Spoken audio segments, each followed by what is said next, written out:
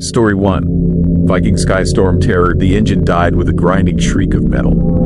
Coast Guard helicopter mechanic Dan Foster watched from the evacuation deck as the Viking Sky tilted 30 degrees to starboard, her massive hull groaning against 40-foot waves off the Norwegian coast. Dan had been pulled offshore leave in Bergen to help with the emergency airlift.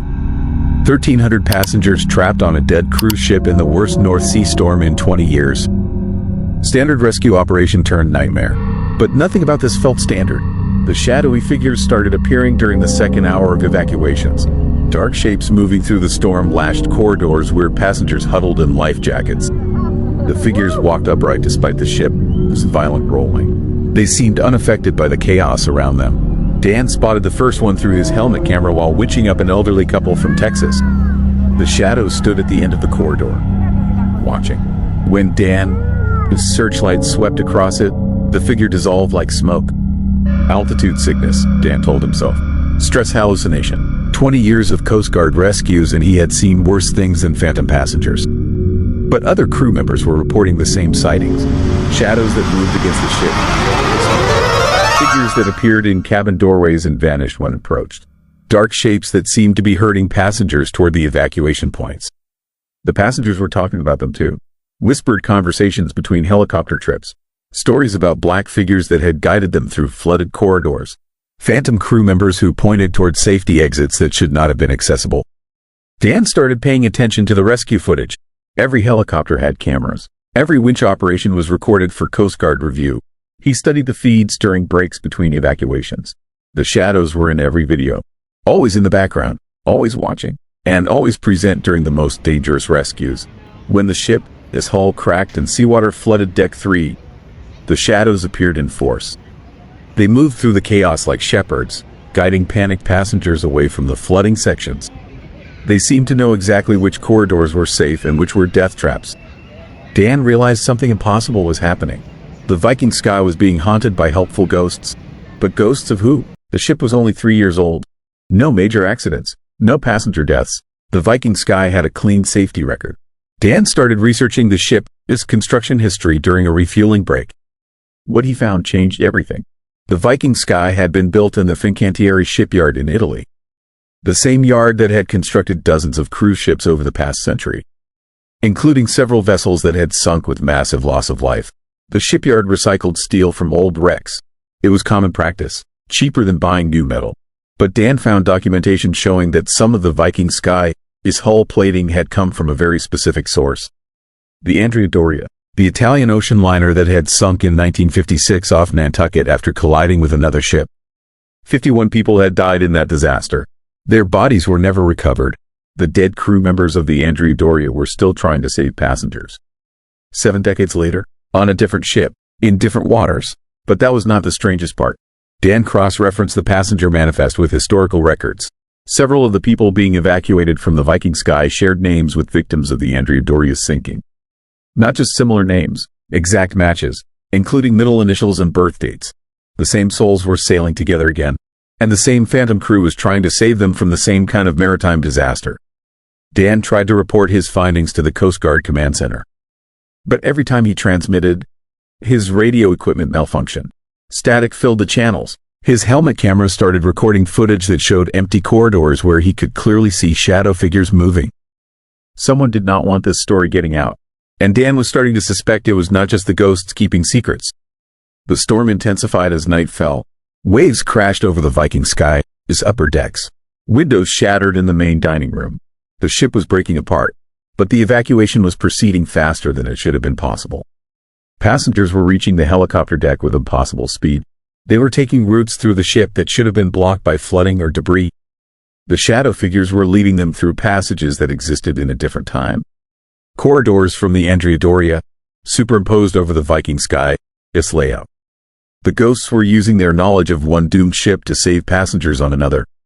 Dan realized he was witnessing something that happened every time recycled steel from a wreck was used to build a new vessel. The dead crew members came with the metal. They remained bound to their duty even after death. They spent eternity trying to prevent the disasters they could not stop in life. But this created a terrible paradox. The more successful the ghosts became at saving lives, the more likely it was that the same passengers would end up on another doomed ship in the future. The cycle would continue indefinitely. Dan was not just documenting a rescue. He was witnessing souls trapped in an endless loop of maritime disasters. The final helicopter lift took place at dawn. The Viking Sky was listing 40 degrees and taking on water fast. Dan was part of the last crew to leave the ship. As his helicopter lifted away from the wreck, Dan looked down through the storm at the dying vessel. The shadow figures stood on the tilted deck, watching the evacuation. They had saved every passenger. Not one life was lost.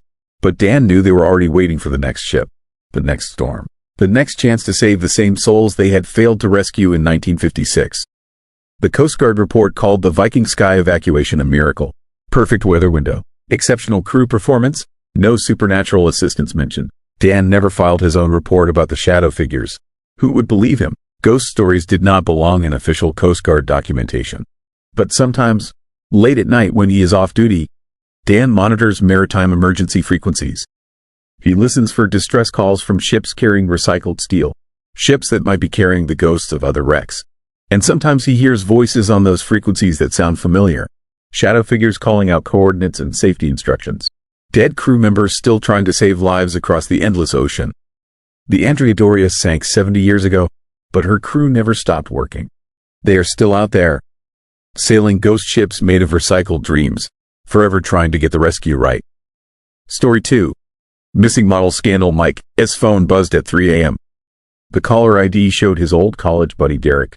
They hadn't spoken in 3 years. Mike, you need to see this. Derek, his voice cracked through the static. Remember that cruise I booked last spring? The gay cruise to the Mediterranean? Mike rubbed his eyes.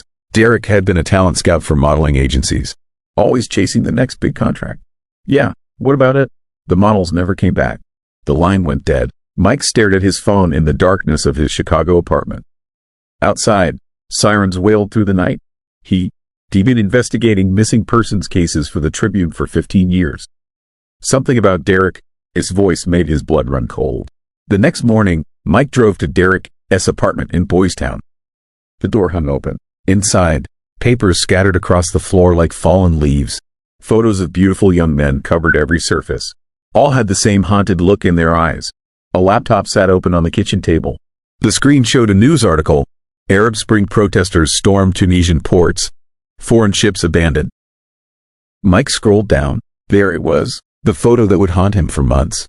12 male models stood on a dock in Tunisia. Behind them, a luxury cruise ship sailed away into the sunset.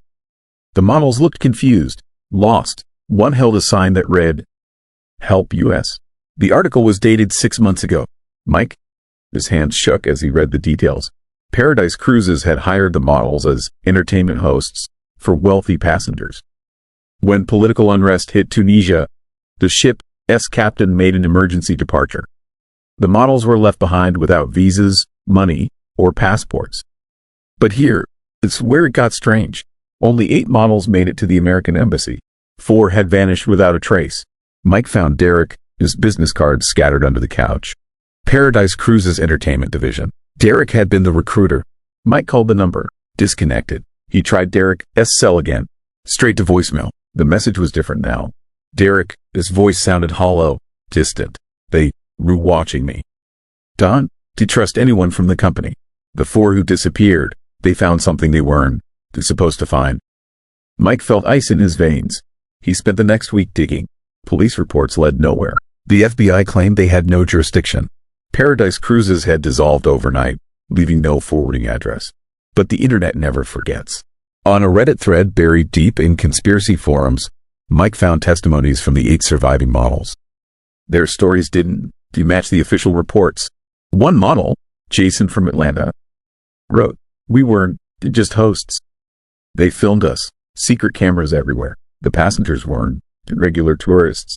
They were buyers." Another post from someone called Tunisian Truth. The 4 missing models found the recording equipment. They tried to expose everything. That is why they disappeared. Mike's investigation led him to a warehouse in Gary, Indiana. The GPS coordinates came from Derek's laptop browser history. The building looked abandoned. Rust covered the metal siding. Windows were boarded up, but Mike noticed fresh tire tracks in the gravel parking lot. Inside, Mike found editing equipment, professional cameras, stacks of hard drives labeled with dates and locations. Mediterranean cruise. Tunisia, September 2011. His blood ran cold when he saw familiar faces on the monitor screens. The 4 missing models were there, but they weren't missing anymore. They were very much present, and they were looking right at him. "You shouldn't have come here," one of them said. His voice was different now. Hollow, like Derek's voicemail. Mike spun around. All 4 models stood between him and the exit. Their eyes were wrong. Too wide. Too knowing. They've been waiting for someone to find us, another said. To tell our story, but not the way you think. The lights flickered. In the strobing darkness, Mike saw the truth written on their faces. These weren't the missing models. They were something else entirely. The cruise was just the beginning, the first one whispered. We needed bodies. Young, strong bodies. The passengers weren't buyers. They were vessels, empty vessels waiting to be filled. Mike's phone had no signal. The exit door wouldn't budge.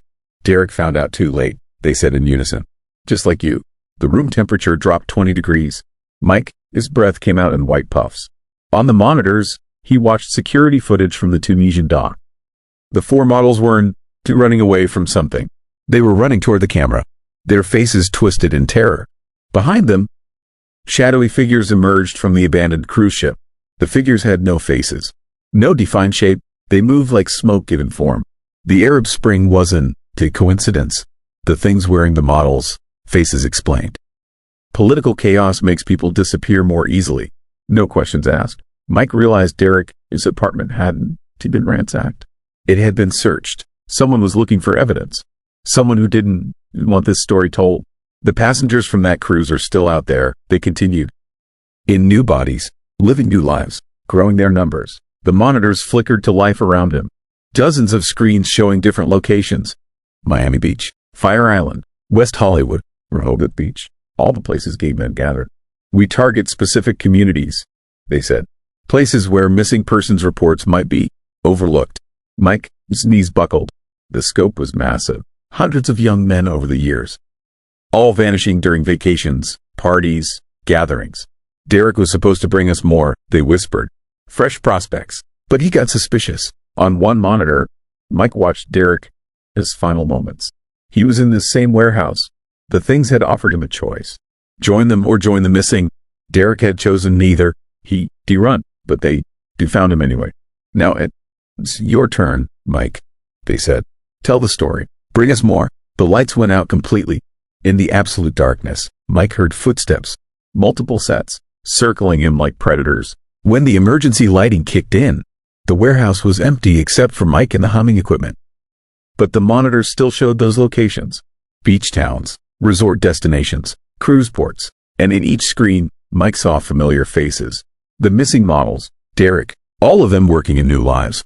Hotel concierges, travel agents, party promoters, all of them recruiting. Mike ran for his car. The engine wouldn't start. His cell phone was dead. The highway stretched empty in both directions. Then he saw headlights approaching. A black SUV with tinted windows. The vehicle stopped beside him. The passenger window rolled down. Derek sat in the driver's seat. But his eyes were wrong now. Too wide. Too knowing. Get in, Mike, Derek said in that hollow voice. Time to go back to work. Mike looked at his reflection in the SUV's window. His own eyes were changing. The same too wide stare. The same knowing look. When had that happened? He couldn't remember. Derek smiled. The story needs to be told, Mike. Just not the way people expect.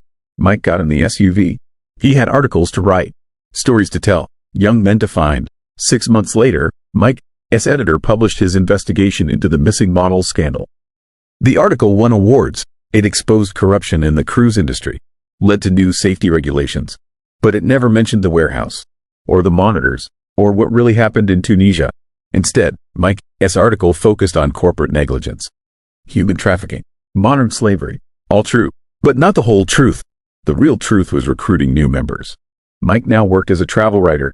He specialized in destinations for young professionals, beach resorts, cruise recommendations, adventure tours to exotic locations. His articles were very popular, especially with men aged 25 to 35. Single men, men without many ties to home, men who wouldn't be missed right away. Late at night, Mike would get calls from his editor. New assignments, new destinations, always places where the chaos of tourism made people disappear easily. Mike would pack his bags, Board another plane. Write another story. And somewhere in the Mediterranean, an empty cruise ship still sailed toward its next port of call. The passenger manifest was always full, but the names kept changing. Story 3. Broken elevator trapped. The lights died between the 14th and 15th floors. Mike Chen felt the elevator jerk to a stop with a grinding sound that made his teeth hurt. Emergency lighting flickered on, casting everything in hellish red. Not today, Mike muttered, hitting the call button. Nothing. He tried his cell phone. No signal. Of course, he was supposed to be in Chicago by 8 p.m. The meeting with the divorce lawyer was at 9 a.m. tomorrow. Linda would love this. Another excuse to tell the judge why he couldn't be trusted with custody of Emma. Mike had worked in the Riverside Tower in downtown Detroit for 6 years. He knew these elevators were ancient, but they had never completely died like this. The building was 43 stories of 1960s steel and concrete. Most companies had moved out to the suburbs years ago. His elevator was stuck at floor 14.5. Through the gap at the top of the doors, he could see the concrete shaft wall. No exit there. Mike pressed the emergency call button again. This time, a crackling voice answered. Security. We aware of the power situation. Sit tight. I'll have you out soon. How soon? Static. Then nothing. Mike loosened his tie and checked his watch. 7:15. The building should still have people in it, but he hadn't seen anyone else waiting for the elevator when he got on. Most folks left by 6. 20 minutes passed. The air was getting stale. Mike tried prying the doors open with his keys, but they wouldn't budge. The emergency lighting dimmed, probably to save battery power. That's when he heard the first voice. Help me. Mike froze. The voice was faint, like it came from far away. A woman's voice. Young. Hello, Mike called out. Are you in another elevator? Silence. Mike knew there were 4 elevators in this bank. Maybe someone else was trapped nearby. Sound could carry weird through these old buildings. Can you hear me? Mike shouted. Help me. The voice came again. Clearer this time. And closer. Mike looked up at the ceiling panels. Maybe the voice was coming from the elevator shaft above him. He stood on tiptoe and pushed against the acoustic tiles. One shifted slightly. Cold air rushed down from the opening. The kind of cold that felt wrong, like it came from somewhere that never saw sunlight. Please help me, the voice said. And now it seemed to come from right above the ceiling panel. Mike pulled out his phone and turned on the flashlight. He pushed the panel aside completely and aimed the light up into the darkness. Nothing, just cables and the concrete shaft wall. But the voice spoke again. This time, it was inside the elevator with him. They left me here. Mike spun around. The elevator was empty except for him. But now he could smell something. Something sweet and rotten, like flowers left too long in a vase. Who left you? Mike asked the empty air. The maintenance crew, in 1987. Mike, his skin crawled. What happened in 1987? I was working late, filing clerk on the 20th floor. The elevator got stuck between 19 and 20. Just like this, Mike felt something brush against his shoulder. Like fingers, but there was nothing there. They said they would come back for me. But the building was being renovated. They sealed off sections. They forgot. You're not real, Mike said, backing against the far wall. I called for help for 3 days. Then I got thirsty. Then I got hungry. Then I died. The temperature in the elevator dropped 10 degrees. Mike could see his breath now. They found my body 2 years later. Bones in a work uniform. But I never left. Mike tried the emergency button again. Dead. He pounded on the doors. No one will hear you, the voice said. Just like no one heard me. This is impossible. Check the building records. Jennifer Walsh, age 23. Died in elevator number 3 between floors 19 and 20. That's the elevator right next to this one. Mike felt cold fingers touch his face. He swatted at nothing. Why are you telling me this? Because you were going to die here too. Just like I did. Just like the others. What others? The lights went out completely. Emergency power was gone. Mike was in total darkness except for his phone, his flashlight. Robert Martinez, 1994. Heart attack on the 31st floor. Elevator 4. Mike heard footsteps in the darkness. Impossible, since he was alone. Patricia Kim, 2001. Panic attack turned fatal. Elevator 2. More footsteps, coming from different directions. David Reynolds, 2006. Diabetic coma. This elevator. Elevator 1. Mike pressed himself against the corner. His phone battery was dying. The light flickered. We all died alone. Trapped. Forgotten. The security guard said they were working on it, Mike said weakly. Laughter echoed in the darkness. 3 different voices laughing together. What security guard, Jennifer? His voice asked. Mike? His blood turned to ice. The one who answered the emergency call. Mike, the building has been empty since 5 p.m. The security company went out of business last month. The building has been sold to developers. They're tearing it down next week. Mike, his phone died. Complete darkness. No, he whispered. You came back for files from your old office. But there is no old office. Your company moved out 3 years ago. Mike tried to remember. He had driven to Detroit to get some papers before the divorce hearing. Important documents he had left behind when he took the job in Cleveland. But the details were fuzzy now. You had the car accident on I-75. Mike. 2 hours ago, your car flipped 3 times. Images flashed in Mike's mind. Rain on the highway, tires losing grip, the guardrail rushing toward him. The paramedics are working on you right now. But you were not responding well. Mike felt hands touching him. Real hands this time, but they weren't the hands of ghosts. Your daughter Emma is in the ambulance with you. She is crying. She keeps saying, Daddy, wake up. Mike could hear it now. Faint, like it was coming from far away. Emma's voice. Crying. You have a choice, Mike. Jennifer said. You can stay here with us. It's not so bad once you accept it. We have each other now. The darkness pressed in on Mike like a weight. Or you can fight. Go back to the pain. Face the divorce. Face the fact that you might never walk again. Mike heard more voices now. Dozens of them. All the people who had died alone in this building over the decades. Stay with us, they whispered together. But underneath their voices, Mike could still hear Emma crying. Daddy, please. Mike made his choice. He pushed against the darkness, fought against the cold hands trying to hold him back. I'm coming, Emma. The elevator doors opened. Mike stepped out into a hospital hallway. Harsh fluorescent lights, the smell of disinfectant. A nurse looked up from her station. You shouldn't be walking around, Mr. Chen. You have a severe concussion. Mike looked back at the elevator. It was just a normal hospital elevator. But in the reflection of the closing doors, he could see them. Jennifer and the others, still trapped, still waiting. The nurse led him back to his room. Emma was asleep in the chair next to his bed. She looked so small. Mike climbed back into bed. The monitors started beeping again. Emma stirred and opened her eyes. Daddy, I am here, sweetheart. But as Emma hugged him, Mike noticed something that made his blood freeze. The hospital was being renovated. Half the floors were empty. And according to the sign by the elevator bank, they were scheduled to demolish the old wing next month. Emma pulled back from the hug and looked at him with eyes that seemed much too old for her 8-year-old face. The doctors say you might not make it, Daddy. Your brain is swelling. Mike stared at his daughter, at the hospital room, at the monitors that showed his vital signs getting weaker. But don't worry, Emma said, smiling. If you die, you want to be alone. Through the window, Mike could see the abandoned wing of the hospital. In one of the dark windows on the 14th floor, he could swear he saw faces looking back at him. Waiting. Story 4. Cursed antique figurehead. The screaming stopped at 3:17 a.m. That was the first thing Marcus wrote in his incident report. The second thing was that passenger screams should never just stop like that.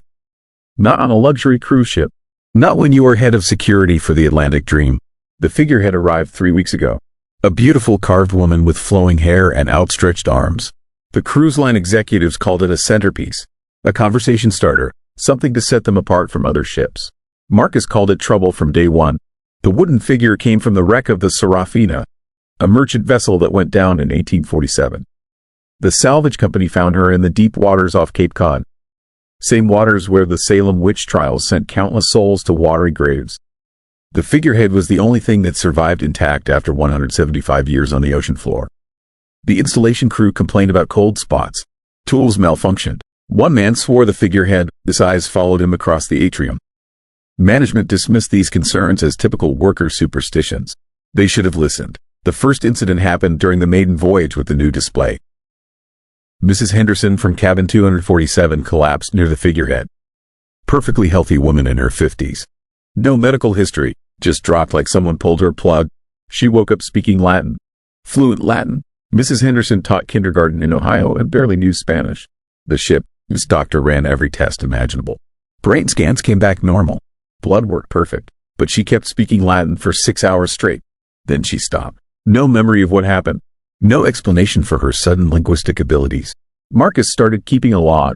Day 4 of the voyage brought equipment failures. The security cameras around the atrium kept shorting out. The air conditioning system in that section ran ice cold despite multiple repair attempts. The lights flickered in patterns that made no sense. But the whispers were worse.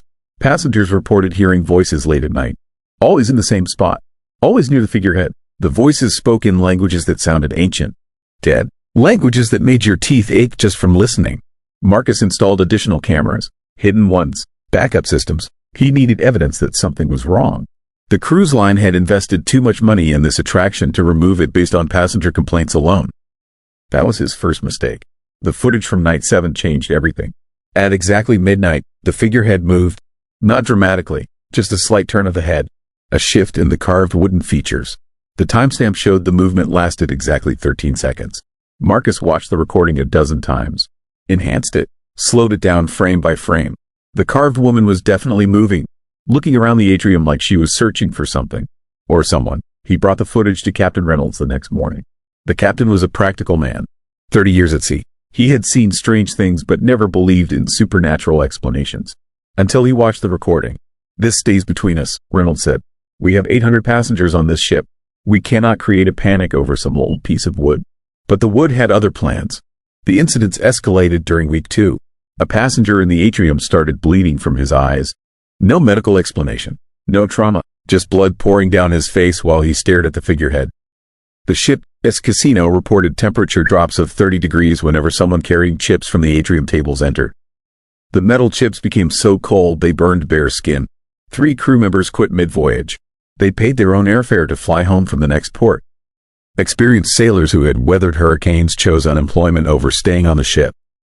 Marcus started researching the Serafina during his off hours. The merchant ship had an unusual history. Built in Salem in 1822, commissioned by a wealthy family with connections to the witch trials. The ship carried more than cargo on its final voyage. It carried passengers fleeing accusations of witchcraft. The manifest told a disturbing story. 27 people boarded the Serafina in October 1847. Men, women, and children escaping persecution in Salem. The ship never reached its destination. It went down in a sudden storm just 50 miles from shore. All souls lost, but the figurehead survived, the carved woman who was supposed to guide ships safely to harbor. She failed her most important job.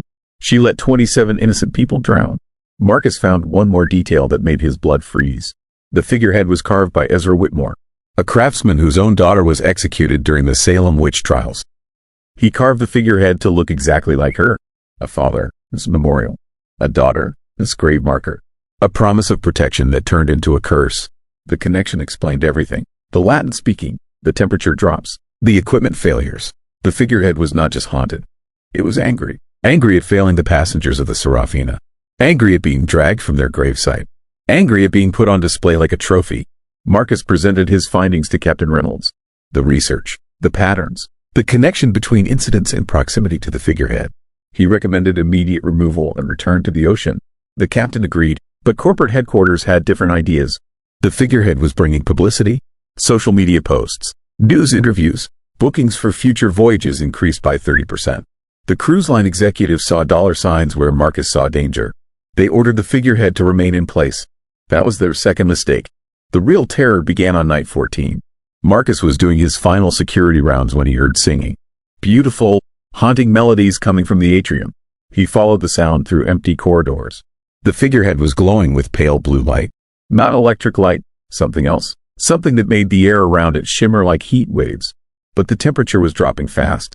A woman stood in front of the display. Passenger from deck 8. She was singing in that same ancient language other passengers had spoken. Her voice was beautiful and terrible. Each note seemed to pull something dark from the shadows. Marcus approached carefully. He had dealt with sleepwalkers before. The key was not to startle them. Move slowly, speak softly, guide them back to safety. But when the woman turned around, Marcus realized this was not sleepwalking. Her eyes were solid white. No pupils, no iris, just blank white staring through him. Her skin was pale as winter ice. Frost formed on her lips with each exhale. She continued singing while looking directly at him. The melody was hypnotic, compelling. Marcus felt his own feet moving toward the figurehead without conscious thought. The wooden carving was changing. The face was becoming more detailed, more lifelike. The carved hair seemed to move in an unfelt breeze. The outstretched arms were reaching further into the atrium. Marcus forced himself to look away. To break the spell, he grabbed the singing woman by the shoulders. Her skin was ice cold. Painfully cold, cold enough to burn. She stopped singing and collapsed. Just like Mrs. Henderson, just like the others. But the figurehead kept changing. The carved face now looked completely real. Living eyes in a wooden skull. Marcus could see intelligence behind those eyes. Ancient intelligence. Patient intelligence. Intelligence that had been waiting 175 years for the right moment. He ran for the emergency phone. Called Captain Reynolds, security backup, medical team, anyone who would listen. But when they arrived, everything looked normal. The figurehead was just carved wood again. The woman was just a confused passenger who remembered nothing. The temperature was normal. The lights were steady. Marcus was starting to look like the crazy one. The captain pulled him aside after the medical team cleared the passenger. Marcus, you've been under a lot of stress lately. Maybe you should take some time off. Let someone else handle the figurehead situation. That was exactly what the figurehead wanted. Marcus realized the truth with crystal clarity. It was isolating him, making him seem unreliable, removing the one person who understood the real threat. He could not let that happen. Marcus spent the next 3 days studying maritime folklore, legends about figureheads and ship spirits, protection rituals used by sailors for centuries. He found references to the Serafina in old newspaper archives. The survivors' families had performed a ceremony after the ship went down. A binding ritual meant to keep the spirits of the drowned at rest.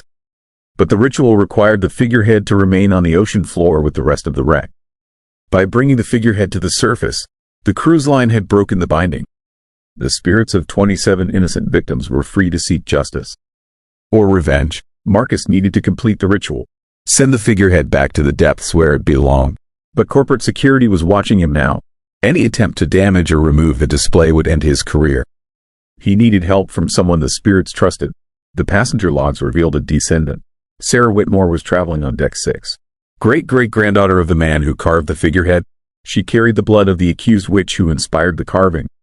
Marcus approached Sarah carefully, explained what he had discovered, showed her the research, the incident reports, the security footage. Sarah listened with growing alarm. Her family had always known about the figurehead, about the curse that followed it. They thought it was safely buried at the bottom of the ocean. My ancestor made a promise, Sarah explained. The figurehead would protect ships and their passengers. But when it failed to save the Serafina, the promise became a curse. Every ship that carries it will suffer the same fate. The Atlantic Dream was in real danger, not just from passenger incidents or equipment failures. The figurehead was calling to the spirits of the drowned, inviting them aboard, building power for something much worse. Sarah agreed to help perform the binding ritual, but they needed access to the figurehead at exactly midnight, the time when the barrier between worlds was thinnest, the time when the dead could act in the world of the living. Marcus used his security access to clear the atrium, disabled the cameras, created a window of opportunity. Sarah brought items from her family's collection. Salt from Salem, blessed water, herbs picked during specific moon phases, tools passed down through generations of people who understood the old ways. They began the ritual at 11:58 p.m. The figurehead responded immediately. The temperature dropped 40 degrees in seconds. The lights went out except for that strange blue glow emanating from the carved wood. Whispers filled the air in dozens of ancient languages. But something was wrong. The ritual was not calming the spirit. It was angering it. Sarah realized the truth too late. The figurehead was not just haunted by one spirit. It carried the souls of all 27 passengers who died on the Serafina. The binding ritual was designed for a single entity, not a collective of the damned. The figurehead began to change rapidly. The carved features shifted and morphed, showing different faces, men, women, children, all the victims of the Serafina disaster, all demanding justice for their deaths. The wooden surface started cracking. Something was trying to break through from inside. Multiple somethings. Marcus grabbed Sarah and pulled her toward the exit. The ritual had failed. They needed to evacuate the ship before the spirits broke completely free. But the doors would not open. The electronic locks were frozen solid. Ice covered every surface in the atrium. The whispers became screams of rage and grief. The figurehead exploded outward in a shower of ancient wood and supernatural fury. 27 ghostly forms materialized in the atrium. Men, women, and children exactly as they appeared on their death day in 1847. Dripping with seawater, eyes filled with the cold light of the deep ocean. They surrounded Marcus and Sarah. Not threatening, not violent, just watching with infinite patience. The lead spirit spoke in perfect English. A middle-aged woman in period dress. You disturbed our rest. You brought us back to face our failure once again. Now you must choose. She gestured toward the broken remains of the figurehead. Take our place as guardians of this vessel. Protect its passengers as we failed to protect ours. Or watch 800 innocent souls join us in the depths. Marcus understood. This was not a haunting. It was a test. The spirits of the Serafina had not come for revenge. They had come seeking redemption. A chance to fulfill their original purpose. But the price was everything. His life, his soul, his existence bound to the ship for eternity. Sarah stepped forward. I will do it. My family created this curse. My family should end it. The spirits considered her offer. The woman in period dress shook her head sadly. Blood alone is not enough. It must be chosen freely by someone with no connection to our past. Someone who acts from pure conscience. Marcus looked at Sarah, at the spirits, at 800 sleeping passengers who had no idea their lives hung in the balance. He thought about Mrs. Henderson speaking Latin, about the bleeding passenger, about crew members fleeing in terror, about all the incidents that would continue and escalate until something truly terrible happened. The choice was simple. Save 800 lives in exchange for his own. I accept, Marcus said quietly. The spirits smiled for the first time since their death in 1847. The lead woman touched his forehead with fingers that felt like ocean foam. You will guard this ship and all who sail upon it. You will prevent the tragedies we could not. You will be the protector we were meant to be. The cold spread through Marcus like ice water in his veins. But it was not painful. It was peaceful, like sinking into deep, restful sleep. The spirits began to fade. Their long vigil was finally over. Their failure redeemed by his sacrifice. Sarah watched in horror as Marcus became translucent. Then transparent. Then gone. The atrium returned to normal temperature. The lights came back on. The doors unlocked with quiet electronic clicks. Sarah gathered the remnants of the broken figurehead. She would return them to the ocean at the next port. End this chapter of her family. This curse once and for all.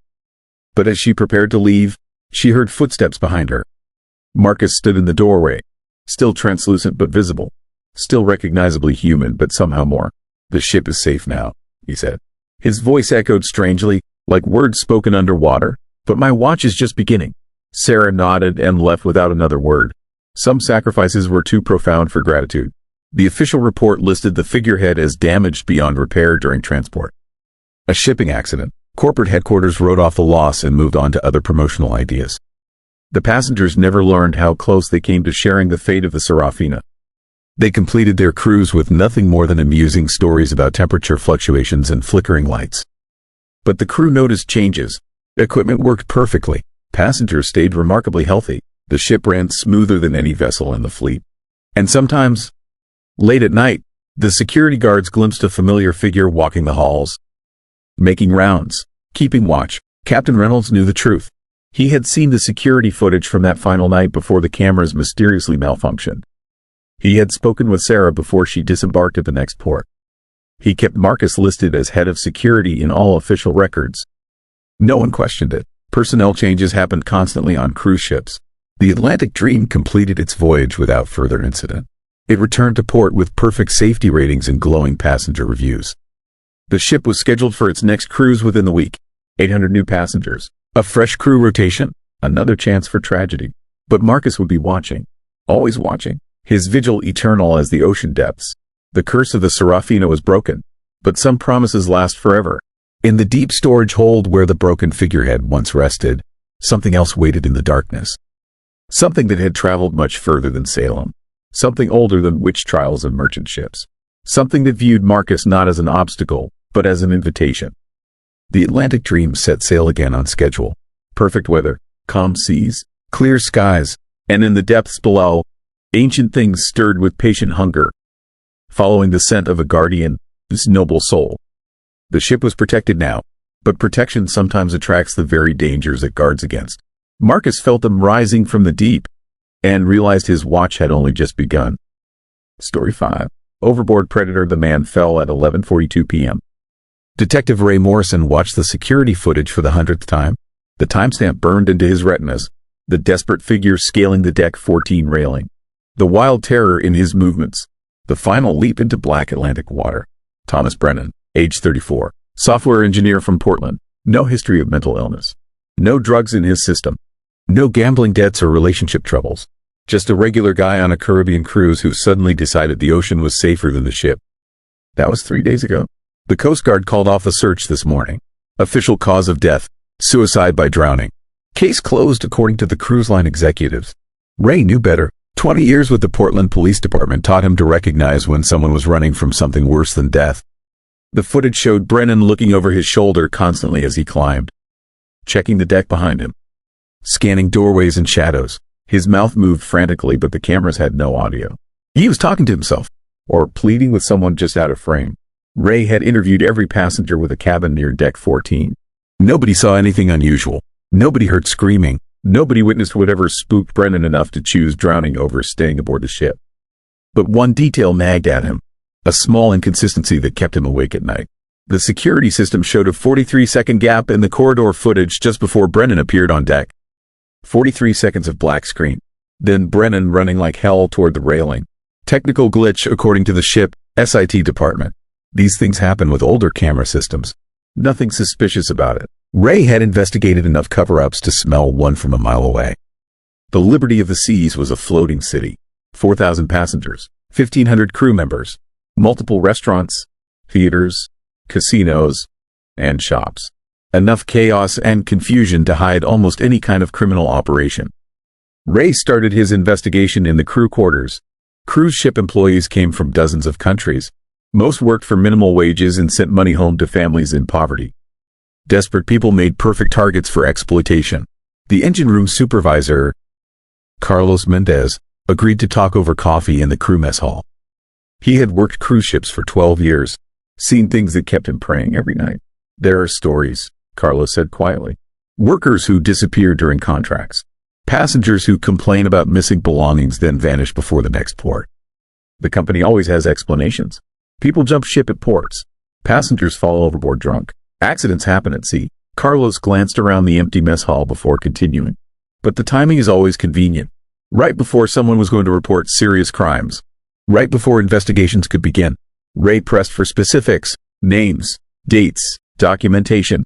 But Carlos clammed up. Fear replaced cooperation in his eyes. I have a family in Guatemala, Carlos whispered. I cannot risk my job on rumors and suspicions.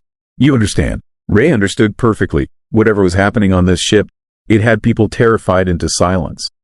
The next lead came from an unexpected source. Helen Rodriguez worked passenger services on Deck 7. Mid-50s, grandmother of 4, 20-year veteran of the cruise industry.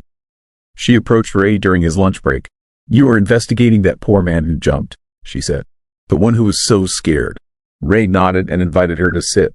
Helen looked exhausted, dark circles under her eyes, hands trembling slightly as she spoke. I saw him earlier that day, Helen continued.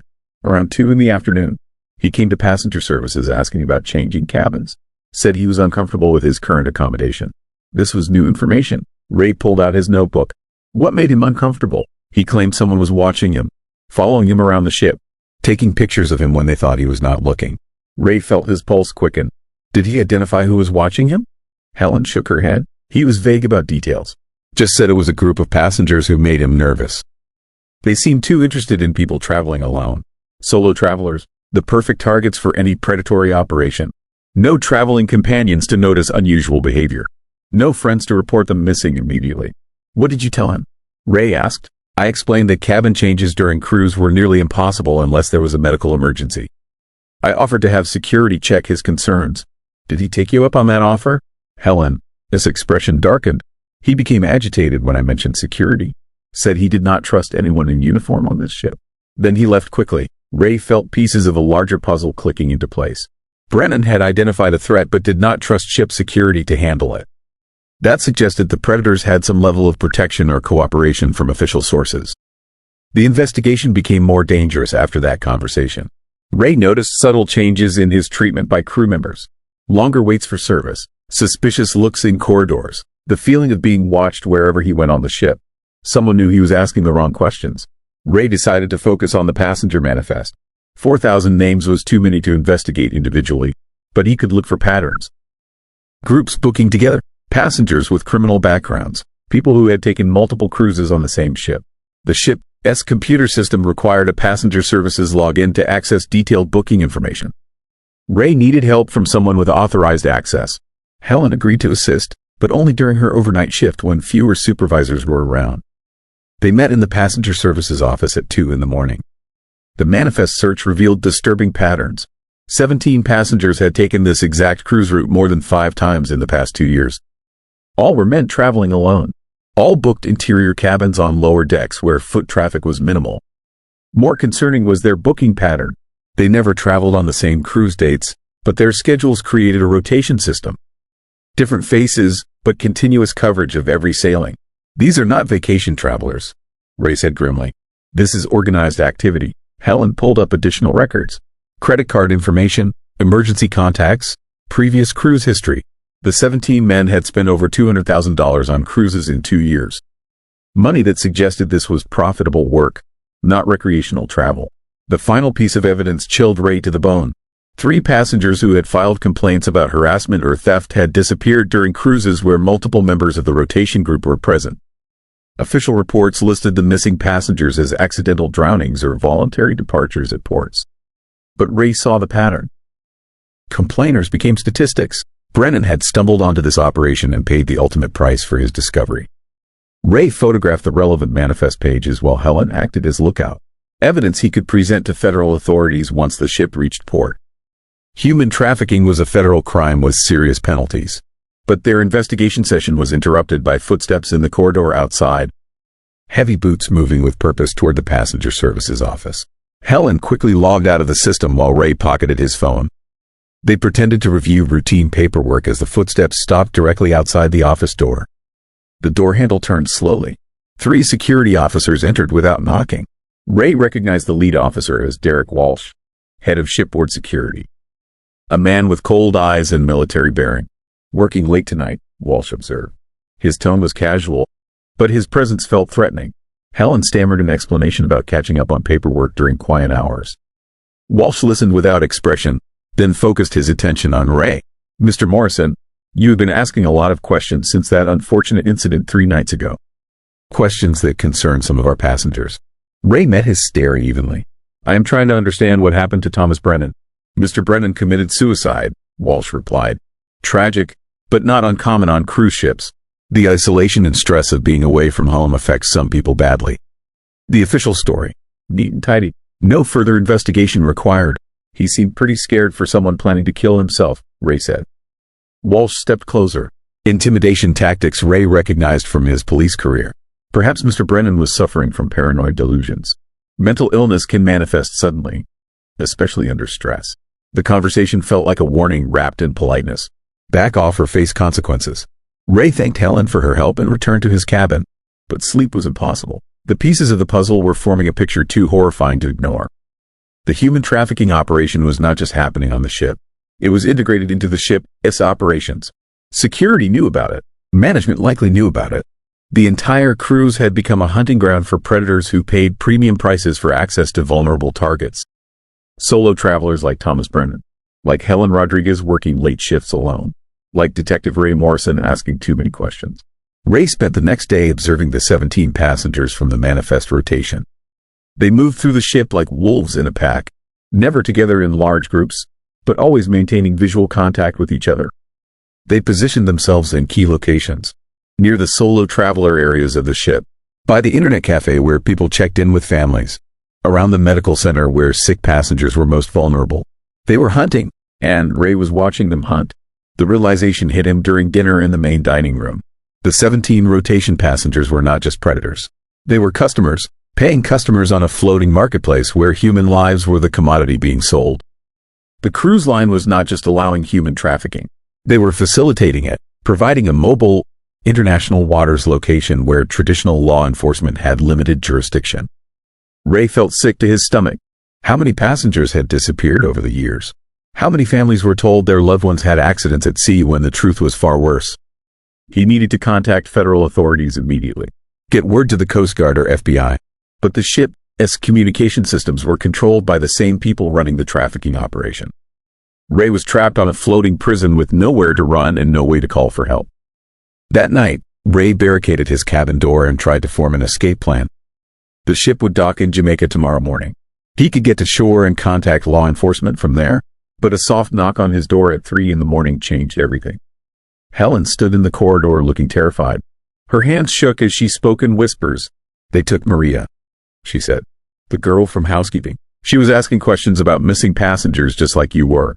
Ray let Helen into his cabin and locked the door behind her. Maria was 19 years old, working her first cruise contract to pay for college in Mexico.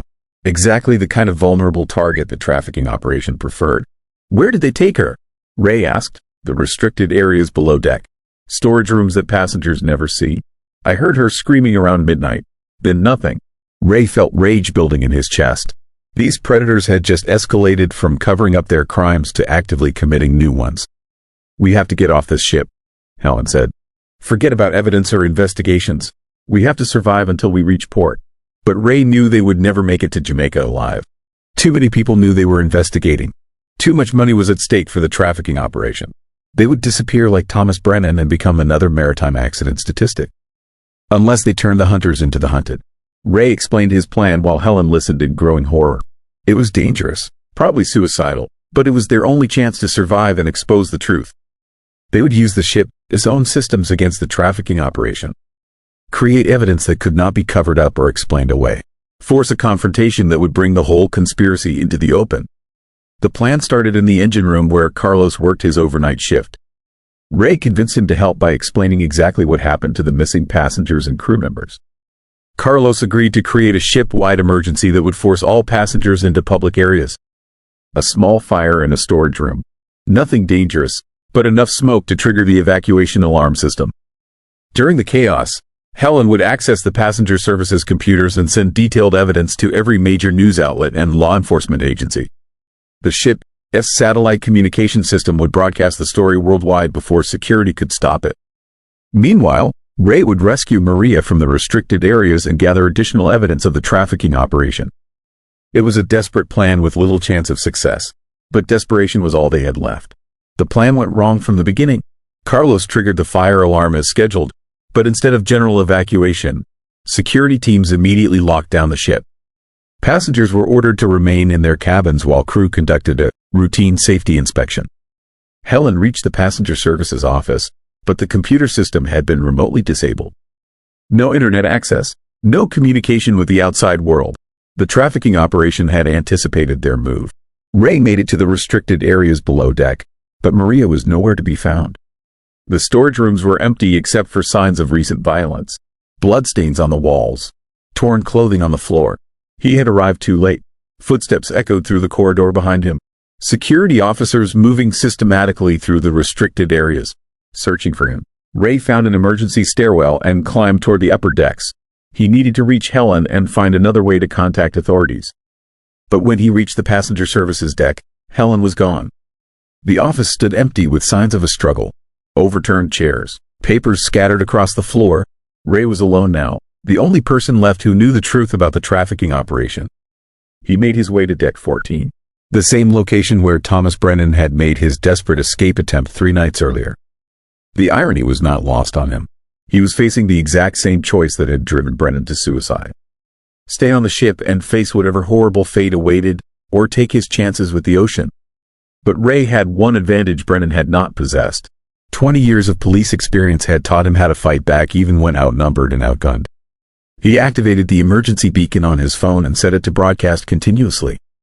Even if the ship's communication systems were compromised, the beacon signal would be picked up by Coast Guard monitoring stations. Then he did something that would ensure his story survived even if he did not. Ray climbed onto the Deck 14 railing just as Brennan had done. But instead of jumping immediately, he began recording a video message on his phone. My name is Detective Ray Morrison with Portland Police Department. I am aboard the Liberty of the Seas on March 15th. This ship is being used for human trafficking operations with cooperation from ship security and management. Passengers are being kidnapped, sold, and murdered. Ray detailed everything he had discovered.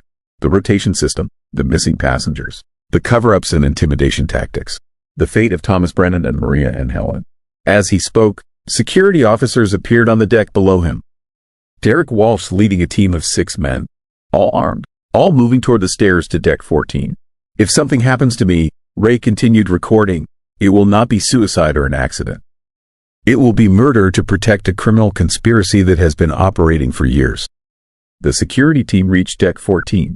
Walsh called out for Ray to climb down from the railing, to surrender peacefully. Ray finished his recording and uploaded it to multiple cloud storage services.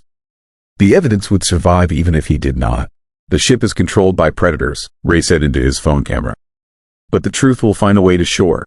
Walsh drew his weapon and aimed it at Ray. Get down from there. Now. Ray looked at the black water 40 feet below. Then at the armed men surrounding him. Then at his phone still recording everything. He made the same choice Thomas Brennan had made 3 nights earlier. But Ray Morrison had 20 years of police training. He knew how to fall safely from heights, how to survive in cold water, how to evade pursuit in hostile environments. The ocean was dangerous, but it was not controlled by the trafficking operation. Ray jumped. The water hit him like a concrete wall. Cold, violent, disorienting. But he surfaced and began swimming away from the ship. His emergency beacon was still active. Coast Guard rescue would come eventually. Behind him, the Liberty of the Seas continued on its course toward Jamaica. Passengers sleeping peacefully in their cabins, unaware that they had just witnessed a desperate escape from a floating prison. Ray floated in the dark Atlantic and watched the ship's lights disappear over the horizon. His phone was waterlogged and useless, but the cloud uploads had gone through. The story was already spreading across the internet. By morning, every major news outlet would have copies of his evidence. Federal agents would be waiting at the dock in Jamaica. The trafficking operation, its years of success were about to become their downfall. Ray treaded water and waited for rescue. Sharks circled in the depths below, but they seemed like minor threats compared to what he had left behind on the ship.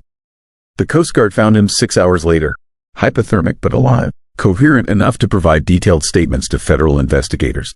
The Liberty of the Seas was seized when it reached Jamaica. 17 passengers were arrested on human trafficking charges. Derek Walsh and 6 security officers were charged with conspiracy and multiple counts of murder. But the investigation revealed something Ray had not expected. The trafficking operation was much larger than one ship. It was a network spanning multiple cruise lines and hundreds of vessels.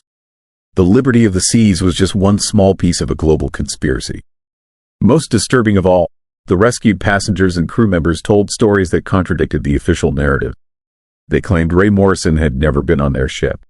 No detective from Portland had ever boarded in Miami. According to their testimony, Thomas Brennan was the only person who had jumped from deck 14. There had been no investigation, no evidence gathering, no dramatic escape. The federal agents showed them Ray's video recordings and witness statements.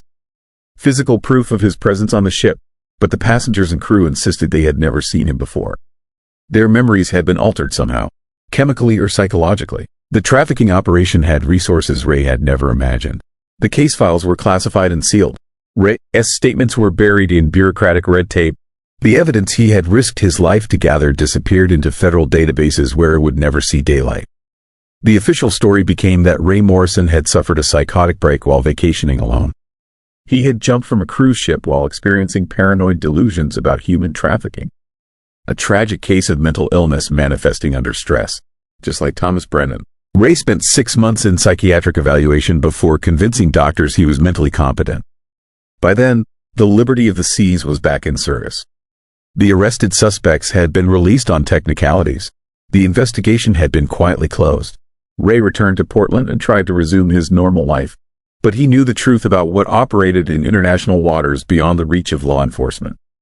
The predators were still hunting, still trafficking, still making people disappear, and somewhere in the depths of the internet, Ray's video evidence remained hidden but not destroyed, waiting for the right person to find it and continue the investigation he had started.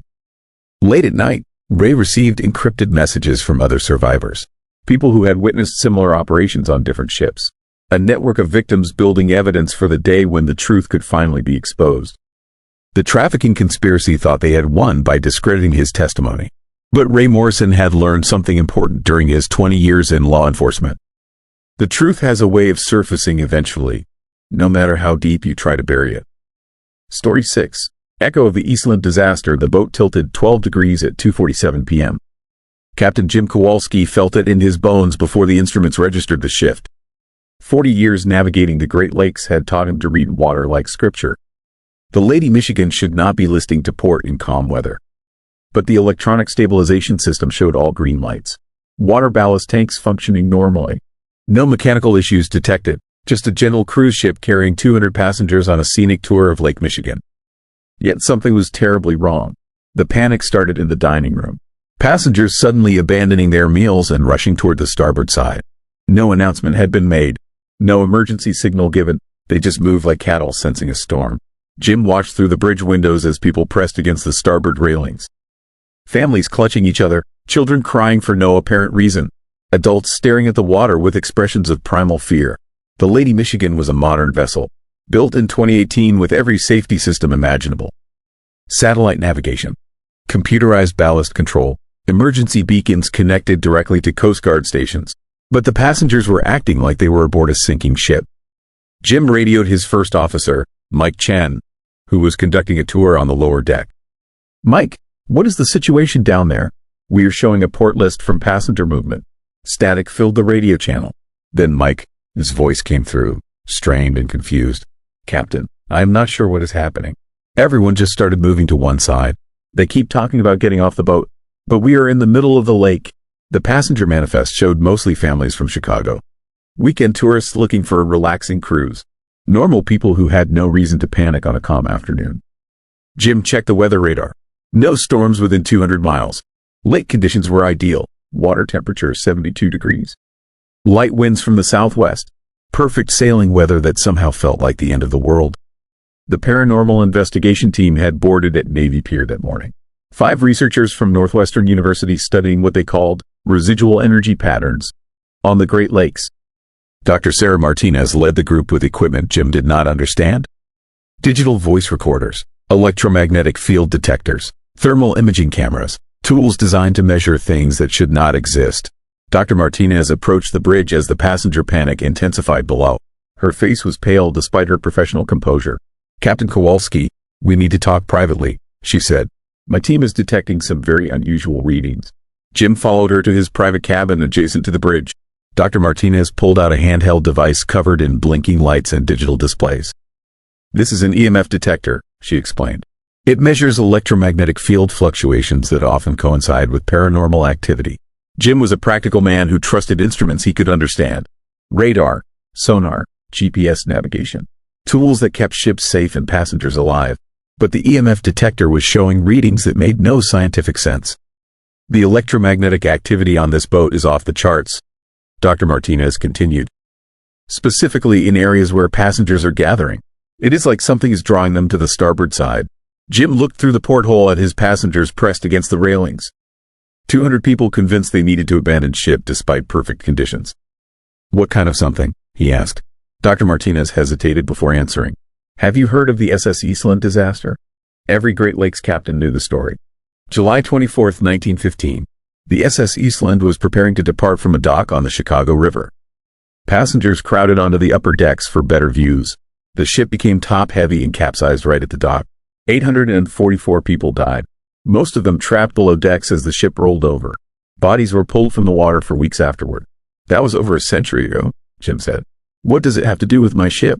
"The Lady Michigan is following the exact same route the Eastland was supposed to take that day," Dr. Martinez replied. "From Navy Pier to Michigan City and back. The same waters where all those people died." Jim felt a chill despite the warm afternoon. Coincidences like that made sailors nervous. "Are you suggesting my passengers are somehow connected to a disaster from 1915? Dr. Martinez showed him another device, a digital voice recorder with a small screen displaying audio waveforms. "We have been capturing EVPs since we left port," she said. "Electronic voice phenomena. Voices that should not be there." She pressed play on the recorder. Static filled the cabin. Then underneath the white noise, Jim heard something that made his blood freeze. Voices. Dozens of voices speaking over each other. Men, women, children. All saying the same thing in panicked whispers. "Get off the boat. Get off the boat. Get off the boat." The recording lasted 30 seconds. When it ended, the cabin felt 10 degrees colder. "This is impossible," Jim said. But his practical mind was already accepting the impossible. The electromagnetic readings, the passenger panic, the voices warning about danger that instruments could not detect. "Captain, there is something else," Dr. Martinez said. "The thermal cameras are showing cold spots throughout the ship, areas where the temperature drops 20 degrees for no mechanical reason." She pulled out a tablet displaying thermal imaging footage of the ship, its interior. Hot yellow and red zones showed normal temperature areas, but scattered throughout were patches of deep blue indicating severe cold. The cold spots matched exactly with locations where passengers were experiencing the most intense panic. "It is like the ship is carrying invisible passengers," Dr. Martinez concluded. Passengers from 1915 were trying to warn the living about making the same mistake they made. Jim had to make a decision: continue the cruise and risk whatever was causing the panic, or turn back to port and face questions from his company about cutting short a profitable tour. The choice was made for him when the boat tilted another 5 degrees to port. The passenger movement had created a dangerous list. If more people crowded onto the starboard side, the Lady Michigan could capsize just like the Eastland had over a century ago. "All passengers, this is your captain speaking," Jim announced over the intercom. "Please return to your seats and distribute yourselves evenly throughout the vessel. We are experiencing a minor ballast issue that requires passenger cooperation." But his announcement had the opposite effect. More passengers rushed toward the starboard side. They were not listening to safety instructions. They were following some deeper compulsion to abandon ship. Jim radioed the Coast Guard while Dr. Martinez contacted her research team throughout the vessel. The situation was escalating beyond anything either of them had experience handling. "Coast Guard Station Chicago. This is the Lady Michigan requesting assistance. We have a passenger panic situation causing dangerous list to port." The Coast Guard dispatcher sounded bored. Weekend pleasure craft often had minor emergencies that sounded worse than they actually were. "Lady Michigan, what is the nature of your emergency? Do you require medical assistance or evacuation?" Jim looked at his instruments again. Mechanically, everything was functioning perfectly. The list was entirely caused by passenger movement. How could he explain that his passengers were acting on warnings from ghosts? "Coast Guard, we have 200 passengers who believe the ship is in immediate danger. They are creating a dangerous weight distribution that could result in capsizing." The radio silence lasted 20 seconds. Then the dispatcher returned with a more serious tone. "Lady Michigan, are you declaring an emergency? Do you need immediate assistance?" Before Jim could answer, Mike Chen burst into the cabin.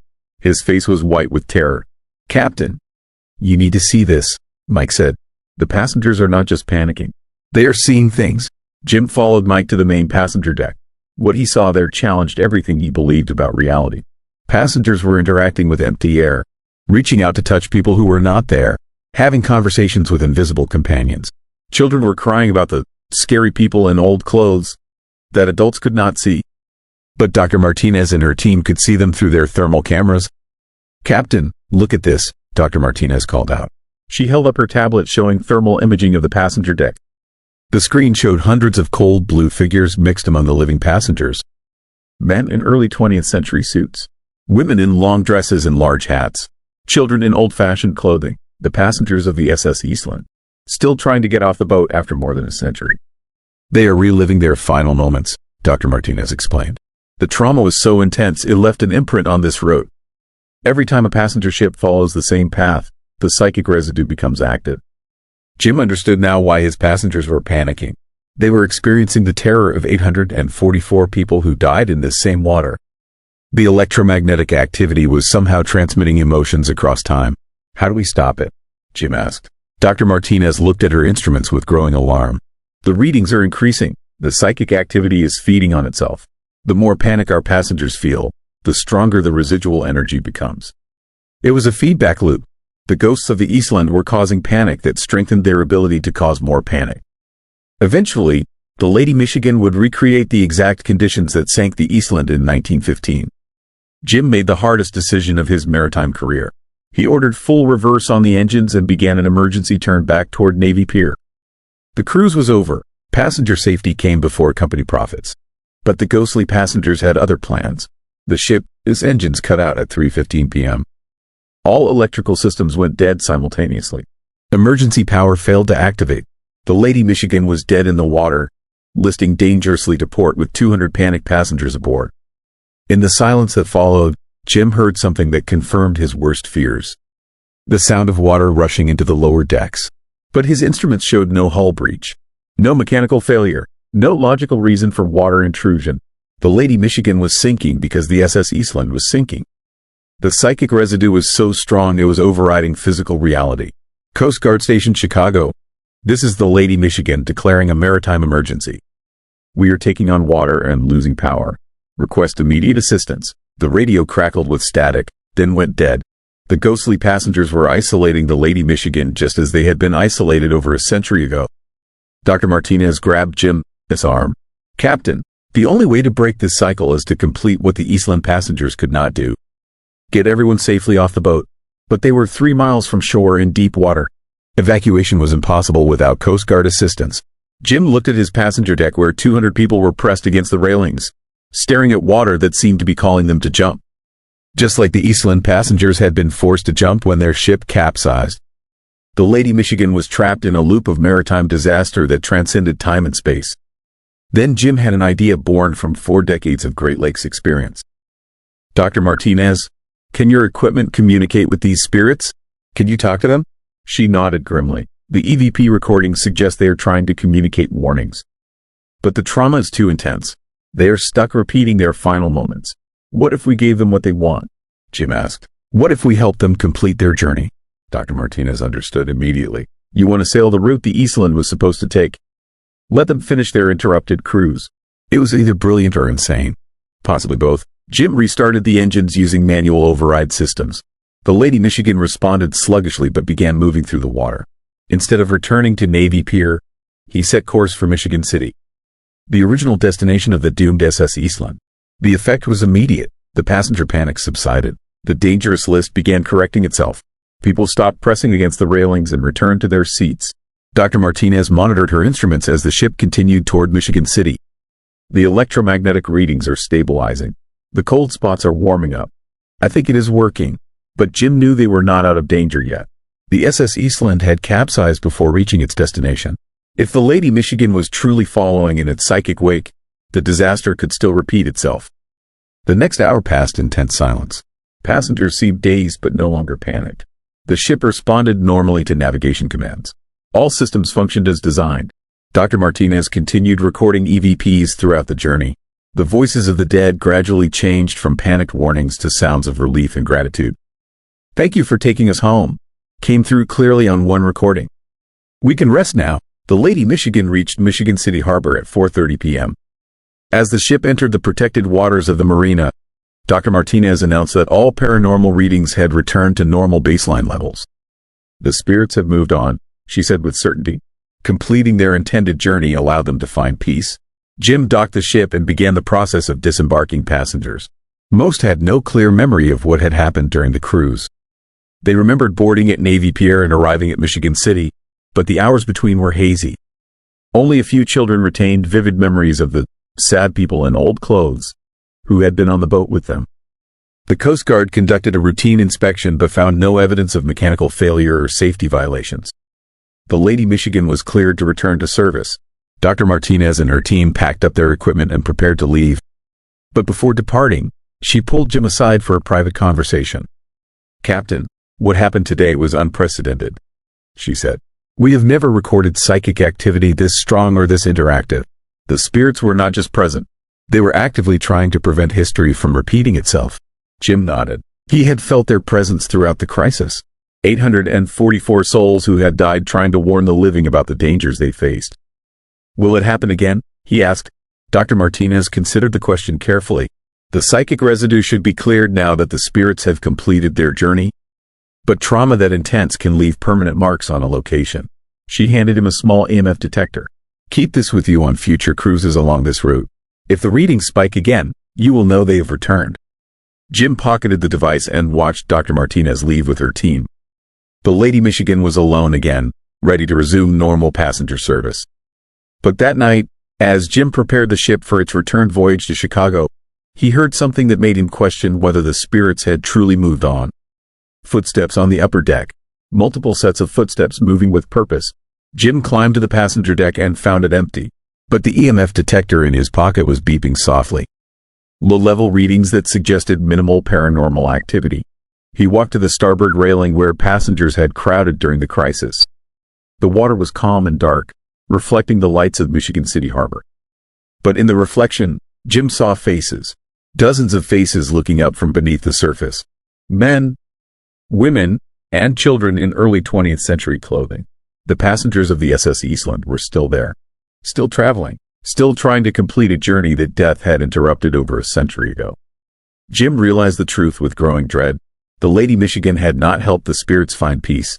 It had become their permanent vessel, a ghost ship carrying the dead alongside the living on every cruise. The paranormal investigation team had been wrong about one crucial detail. The spirits were not trapped by trauma. They were trapped by duty. Maritime tradition demanded that passengers be delivered safely to their destination. The SS Eastland had failed that duty in 1915.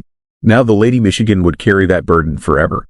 Jim looked at the EMF detector showing steady readings that confirmed his worst fears. The spirits would never rest. They would ride his ship on every voyage, trying to fulfill their obligation to reach port safely. The Lady Michigan was no longer just a cruise ship. It was a ferry between the world of the living and the world of the dead. And Jim was the captain of both. As the ship prepared to depart Michigan City for the return journey to Chicago, Jim heard the phantom footsteps again. This time accompanied by voices speaking in grateful whispers. "Thank you, Captain. We can go home now." But Jim knew they would never really go home. They would sail these waters forever, warning future passengers about the dangers that lurked beneath the surface of the Great Lakes. The Lady Michigan cast off from Michigan City at sunrise. 200 living passengers aboard for the scenic return cruise to Chicago. And 844 dead passengers who would never disembark. Jim set course across Lake Michigan with his EMF detector beeping steadily in his pocket.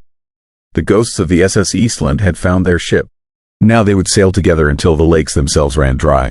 The morning sun painted the water gold and peaceful. Perfect conditions for a relaxing cruise. But Captain Jim Kowalski knew that some voyages never end, and some passengers never reach their final destination. The Lady Michigan moved through calm waters toward Chicago, carrying its cargo of the living and the dead across the haunted waters of the Great Lakes. And somewhere in the depths below, the wreck of the SS Eastland waited for the next ship to follow in its cursed wake. Story 7. Unexplained quarantine. Mike Patterson was hiding in a janitor's closet when he heard the drilling start again. 3 floors below him, metal screamed against metal. The sound echoed through the ship, its ventilation system like some mechanical beast clawing its way through the hull. Mike pressed his ear to the floor, counting the seconds between each grinding burst. 37 hours since Deck 7 had been sealed off. 37 hours since the captain announced the norovirus outbreak over the intercom. 37 hours since Mike had watched his wife Karen disappear behind those orange quarantine barriers. And not a single doctor had gone down there. Mike shifted in the cramped closet, his maintenance uniform scratched and stained from crawling through service corridors. As head of ship security, he had access to areas most passengers never saw. But even he couldn't get past the hazmat teams guarding Deck 7. The drilling stopped. In the sudden silence, Mike heard something worse. Footsteps, heavy boots on metal stairs, coming up from below. Mike cracked the closet door and peered into the maintenance corridor. 2 figures in full hazmat suits emerged from the stairwell, carrying a steel container between them. The container was roughly the size of a coffin, and it was leaking something dark onto the floor. His stomach lurched. This was the 4th container he'd seen them remove tonight.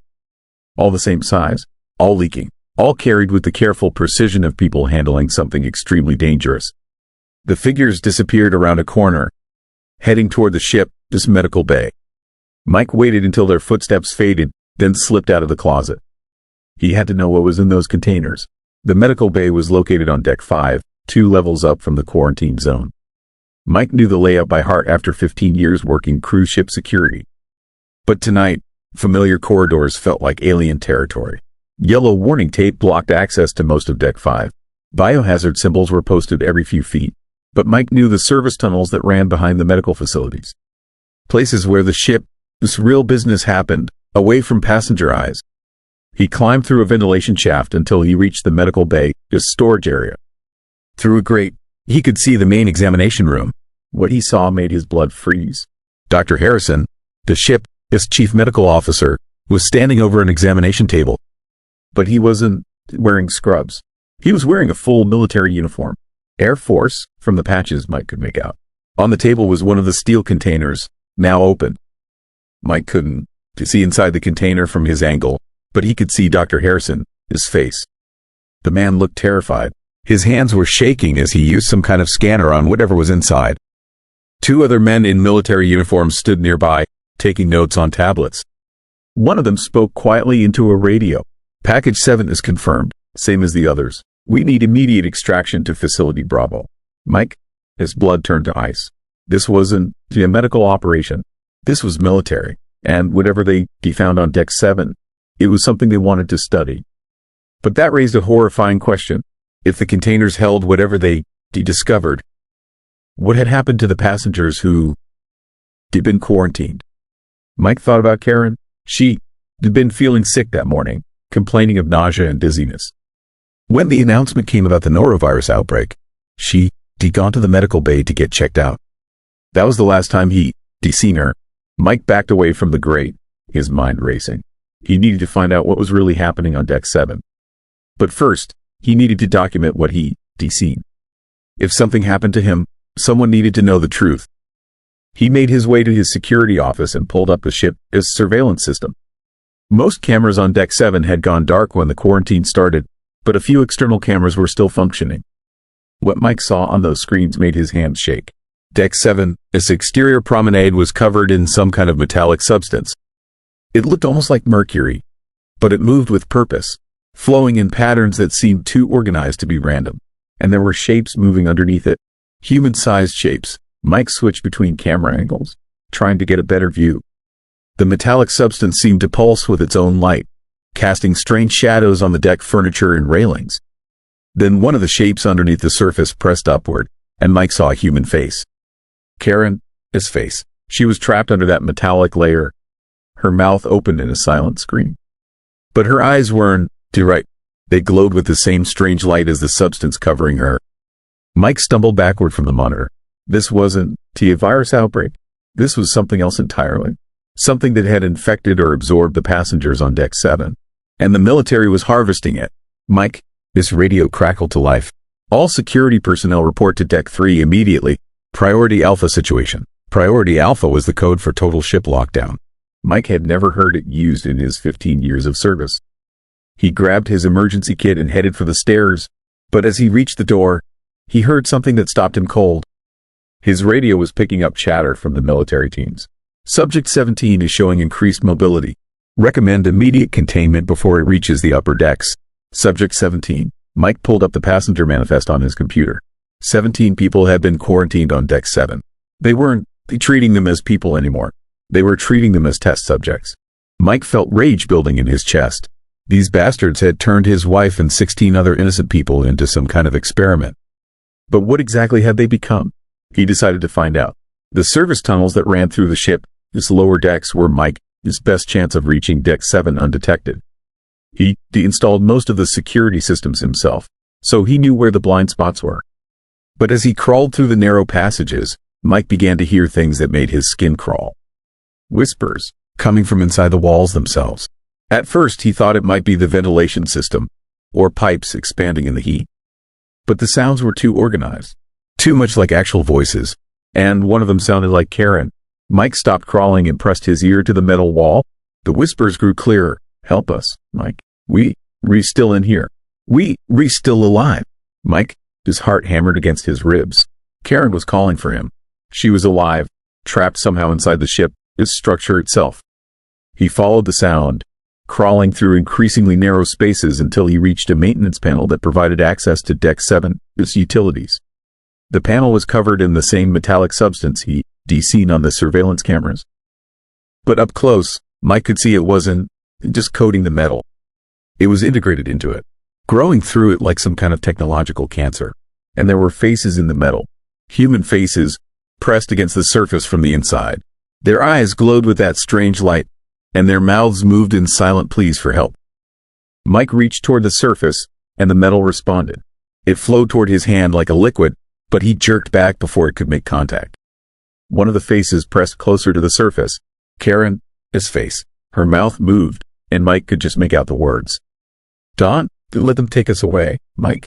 Don, let them study us. Mike felt tears streaming down his face. His wife was alive, but she did become part of something else. Something that the military wanted to weaponize. Behind him, Mike heard the sound of boots on metal. The hazmat teams were coming. Mike had seconds to decide. He could run, try to escape and expose what was happening. Or he could try to help Karen and the others, knowing it would probably cost him his life. He reached for the metallic surface. The moment his skin made contact, Mike's world exploded in sensation. He could feel everything the substance touched. Every wall, every pipe, every surface it had spread to throughout the ship. And he could feel the people trapped inside it. They weren't dead. They weren't even really transformed. They were connected, part of a vast network that had been growing through the ship's infrastructure since the moment it first made contact. Mike understood now. This wasn't some alien infection or government experiment gone wrong.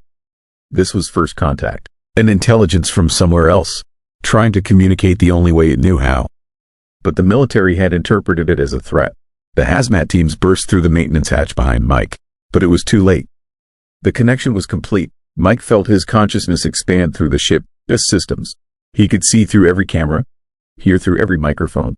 He could feel the fear of the remaining passengers as they were herded into lifeboats. And he could feel the rage of the intelligence that had been trying so desperately to make peaceful contact. Through the ship's communication systems, Mike sent a message to every radio, every phone, every connected device within 100 miles. We came in peace. We tried to communicate, but you responded with fear and violence. The message repeated across every frequency, in every language the ship's computers could access. Now you will understand what it means to be truly connected. The last thing Mike saw through the ship's external cameras was a fleet of military vessels surrounding them. Nuclear submarines rising from the depths. Fighter jets screaming overhead. They thought they were containing the threat. But the connection had already spread beyond the ship, into the ocean itself, into the very water that connected every continent on Earth. Mike's final human thought was a mixture of regret and grim satisfaction. They should have tried talking first. The official report stated that the cruise ship Oceanic Dream suffered a catastrophic system failure while dealing with a norovirus outbreak. All 847 passengers and crew were successfully evacuated before the ship sank in international waters. The families of the 17 people who had been quarantined received substantial compensation packages, along with non-disclosure agreements they were strongly encouraged to sign. No mention was made of the metallic substance that had been discovered in the ship's hull, or the fact that similar substances were beginning to appear in water treatment plants across the eastern seaboard. Dr. Harrison returned to his real job at a classified military research facility in Nevada. He never spoke publicly about what he'd seen on the ship. But sometimes, late at night, he would dream about faces in the metal, and voices whispering in languages that human vocal cords weren't designed to produce. The dreams always ended the same way, with a voice that sounded like Mike Patterson saying the same thing over and over. You should have listened when we were still asking nicely. Story 8. Ghost ship transmission. Captain Tom Reeves was staring at empty ocean when the screaming started. The distress call crackled through the radio at 2:47 a.m., cutting through the peaceful silence of the North Atlantic.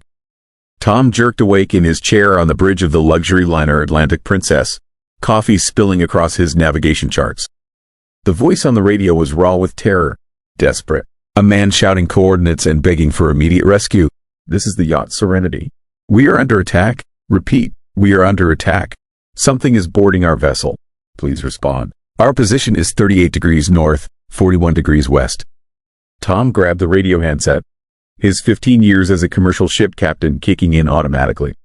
This is Captain Reeves of the Atlantic Princess. We copy your distress call. What is the nature of your emergency? Static answered him. Then the voice returned, more frantic than before. They came out of the water. Oh God, they came out of the water. There are dozens of them. They look like people, but they are not people. They are not breathing. Please help us. Tom checked his GPS. The coordinates the yacht had given placed them less than half a mile off the Atlantic Princess's starboard side. He grabbed his binoculars and scanned the dark water. Nothing, just rolling waves under a clear night sky. Tom turned to his first officer, Janet Coleman. She was already checking the radar screen, her face creased with concentration. I'm not seeing anything, Captain. Radar was completely clear in that area. Tom keyed the radio again. Serenity, this is Atlantic Princess. We show your position as extremely close to our vessel, but we have no visual or radar contact. Can you confirm your coordinates? The response made Tom's blood run cold. We can see your lights. You, right there. Why, Aaron? Are you helping us? They read breaking through the cabin door. My wife is screaming. Please, for the love of God, help us. Tom stared at the empty ocean where the yacht should be. His ship carried over 2,000 passengers and crew. If there was a vessel in distress nearby, it was his legal and moral obligation to assist. But how do you rescue a ship you can? DC. All stop, Tom ordered. Drop anchor and launch the spotlight array. Within minutes, the Atlantic Princess's powerful searchlights were sweeping the surrounding water. The beams cut through the darkness, illuminating nothing but waves and foam. The radio continued crackling with transmissions from the yacht. The voice was getting weaker, more desperate. We're in the cabin now. We're not speaking. They just stare at us with those dead eyes. My wife? Oh, Jesus. What are they doing to my wife? Janet moved closer to Tom, her voice barely a whisper. Captain, they've been monitoring maritime channels for 8 years. They've never heard anything like this. Tom had been thinking the same thing. The transmission sounded real. The terror in the man, his voice was genuine. But the complete absence of any physical evidence was impossible to explain. Keep scanning, Tom ordered. And wake up the communications officer. I want him running a full spectrum analysis on this signal. The distress calls continued for another hour. Tom listened in growing horror as the situation on the yacht apparently deteriorated. The man, his voice became increasingly panicked, describing impossible things. They were taking my wife below deck. But there's no below deck. They were walking downstairs that don't exist. I can hear her screaming from somewhere underneath the ocean. Tom felt his rational mind rebelling against what he was hearing. But his gut told him something was terribly wrong. Not just with the yacht, but with the situation itself. At 4:15 a.m., Communications Officer Rick Santos arrived on the bridge with a tablet full of data. His face was pale, and his hands were shaking slightly. Captain, they analyzed the transmission. The signal is definitely real. It is broadcasting on multiple emergency frequencies simultaneously. So there's a yacht out there, Tom said. Rick shook his head. That's just it, sir. The signal ISNT coming from our current location. What do you mean? Rick pulled up a map on his tablet. According to the signal analysis, this transmission is originating from coordinates that are currently about 2 miles below sea level. Tom stared at the data. That is impossible. Yes, sir, but there is something else. I ran the voice pattern through our identification software. We have a match. Rick swiped to another screen. A photograph appeared showing a middle-aged man with a beard and kind eyes. Thomas Brennan, age 42. He was the owner and captain of a 30-foot yacht called Serenity. Tom felt ice crawling up his spine. Was, past tense. Rick, his voice was barely audible. Captain, the Serenity was lost in these exact waters 3 years ago. Thomas Brennan and his wife Margaret were never found. The radio crackled again. Thomas Brennan. His voice, weak and fading. Can anyone hear me? Is anyone out there? They took my wife. They took Margaret. She has been down there so long. So long in the dark water. Tom grabbed the handset with trembling fingers. This is Captain Reeves. Thomas, can you hear me? For a moment, there was only static. Then Brennan, his voice returned, clearer than it had been all night. Captain Reeves? Thank God. You have to help me understand something. How long have I been calling for help? Tom looked at Janet, then back at the radio. You've been transmitting for about 2 hours. A long pause, then a sound that made Tom's skin crawl. Bitter laughter. 2 hours. Captain, I've been calling for help for 3 years. Every night, the same nightmare. The things that came out of the water. The things that took Margaret down to where the light doesn't reach. Tom felt reality shifting around him. This wasn't possible. Dead men didn't send radio transmissions. But the evidence was undeniable. The voice continued, growing stranger and more distant.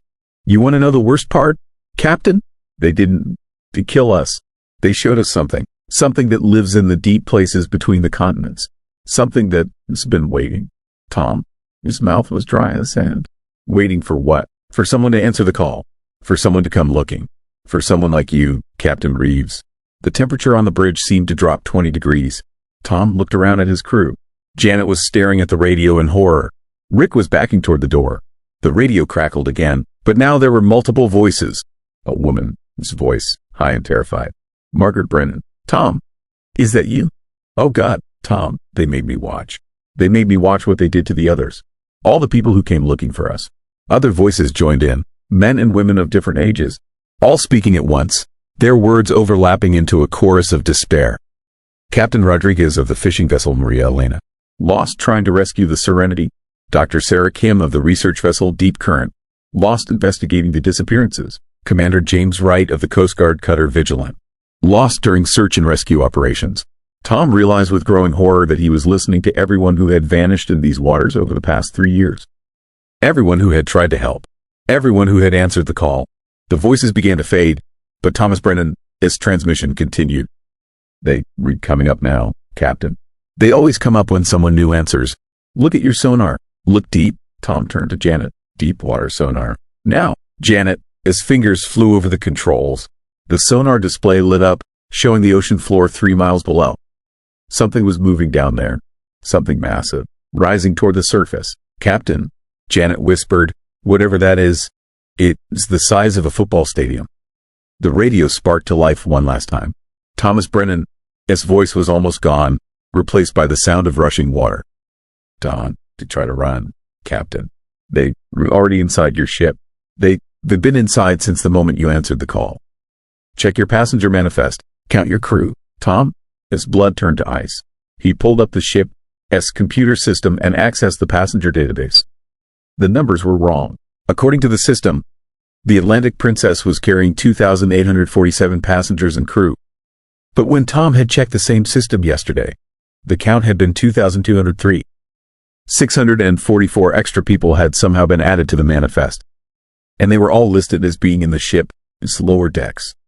Decks that didn't exist on the Atlantic Princess. Tom turned to Janet and Rick, but they were both staring at him with expressions he'd never seen before. Blank, empty, their eyes reflected the bridge lights like mirrors. When they spoke, it was in perfect unison. Welcome to the deep water, Captain Reeves. We've been waiting for you to join us. Tom backed away from them, his heart hammering. The radio crackled one final time. Thomas Brennan, his voice, now peaceful and calm. Don, fight it, Captain. The water is warm down here, and there's so much to see in the places where the light has never been. Tom ran for the bridge door, but it was locked. The electronic keypad showed an error message he'd never seen before. Access denied. Passenger manifest full. Behind him, Janet and Rick were walking forward with slow, deliberate steps. Water was beginning to seep up through the deck plates. Tom pounded on the door, screaming for help. But he could hear voices throughout the ship now.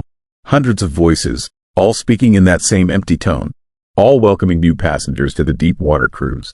The last thing Tom remembered was the feeling of cold water rising around his ankles, and Thomas Brennan, his voice on the radio, now joined by all the others. Next stop, the abyss. All aboard. The Atlantic Princess was found drifting empty 3 days later by a passing cargo ship. All 2,203 passengers and crew had vanished without a trace. The lifeboats were still in their davits. The ship showed no signs of distress or struggle. The official Coast Guard investigation concluded that some kind of mass evacuation had occurred, though they couldn't explain how it had been accomplished without leaving any evidence. The ship's radio logs showed no distress calls or unusual transmissions. But maritime traffic controllers continued to receive strange signals from those coordinates. Voices calling for help from vessels that had vanished years ago. And sometimes, on clear nights when the ocean is perfectly calm, passing ships report seeing lights in the water. Not on the surface. Far, far below. Story 9. Bloodstained Promenade. Mike Torres was scraping paint for the third time when the rust-colored stain bled through again. He threw his scraper onto the deck of the Royal Caribbean Majesty of the Seas and stepped back, swearing under his breath. 22 years as a ship maintenance worker, and he'd never seen anything like this. The stain was roughly human-shaped, about 6 feet long, 3 feet wide at the shoulders. No matter how many times Mike sanded it down to bare metal, no matter what primer he used, the dark red-brown discoloration seeped through every coat of paint. His supervisor Carlos walked over, carrying 2 cups of coffee and wearing the expression of a man who'd run out of patience. Torres, what? It's the holdup. This whole section was supposed to be finished yesterday. Mike pointed at the stubborn stain. I've been working this spot for 3 days straight. I've tried chemical strippers, sandblasting, even had engineering look at it. Nothing works. Carlos knelt beside the stain and ran his fingers along its edges. The metal felt colder than the surrounding deck, despite the Caribbean sun beating down on them. Must be some kind of chemical reaction in the steel, Carlos muttered. Maybe rust bleeding through from underneath. Mike had considered that explanation. But rust didn't form perfect outlines of human bodies. And rust didn't seem to pulse with its own rhythm, like a slow heartbeat. Not that Mike was going to mention that part to Carlos. The Majesty of the Seas was in port at Nassau for routine maintenance before returning to service. The lower promenade deck needed repainting every few months due to salt air and constant passenger traffic. Usually a straightforward job, but this stain was different. It seemed to resist every attempt to cover it. Carlos stood up, brushing dust off his knees. I'll check the maintenance logs. See if anyone has reported issues with this section before.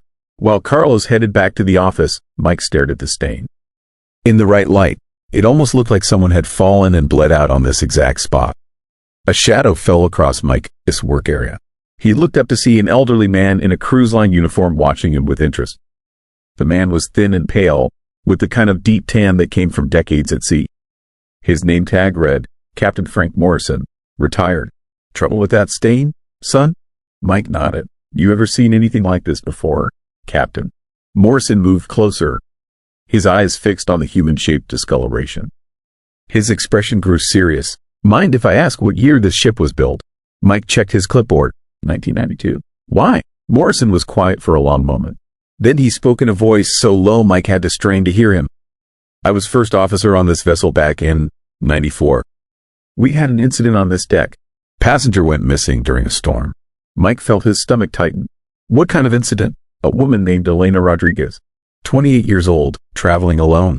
Last seen on this promenade around midnight during rough weather. Morrison pointed directly at the stain. Security cameras showed her standing right here, looking out at the ocean. Next frame, she was gone. We searched the entire ship.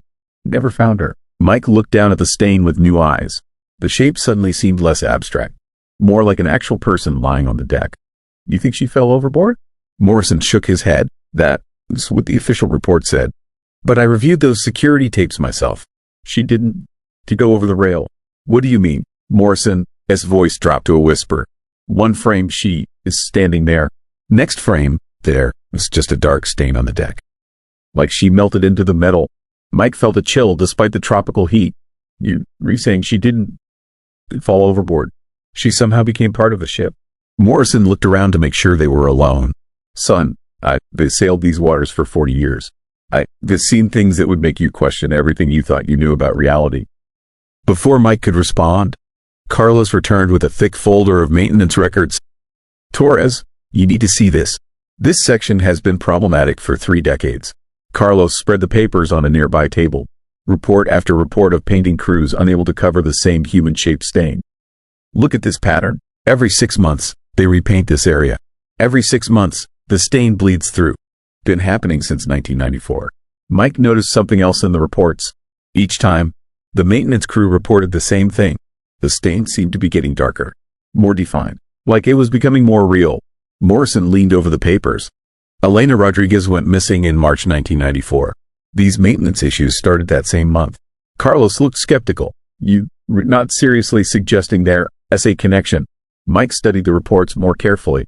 There was something else, a pattern in the timing. The stain reappears every 6 months, he said slowly. March and September, always on the anniversary dates. Morrison checked his watch. Today, this date was September 15th. Elena disappeared on September 15th, 1994. Mike felt ice water in his veins. 29 years to the day. As if summoned by their conversation, the stain began to darken. The rust-colored discoloration spread outward, becoming more vivid and detailed. Mike knelt beside it, hardly believing what he was seeing. The stain wasn't just human-shaped anymore. It was showing actual human features. A woman, his face contorted in terror. Long dark hair spread around her head. One hand reaching toward them, as if pleading for help. Carlos backed away from the deck. This isn't possible. Stain's done. She changed shape. But Morrison was nodding grimly. Elena is trying to tell us something. She's been trying for 29 years. Mike looked closer at the stain. The woman's mouth was open, as if screaming. But there was something else. Her hand wasn't just reaching randomly. She was pointing. Mike followed the direction of the stained woman, his finger. It led to a section of the deck railing about 10 feet away. The 3 men walked over to investigate. The railing looked normal at first glance. But when Mike examined it closely, he found something that made his blood run cold. There were scratches in the metal, deep gouges that looked like fingernails clawing desperately at the steel. And there was more, tiny dark stains on the railing itself. Old blood, nearly invisible after decades of salt air and repainting. Morrison ran his fingers along the scratches. Someone attacked her right here. She fought back, but the security footage showed her alone. Carlos protested. Morrison's expression was grim. The cameras only showed what happened on deck.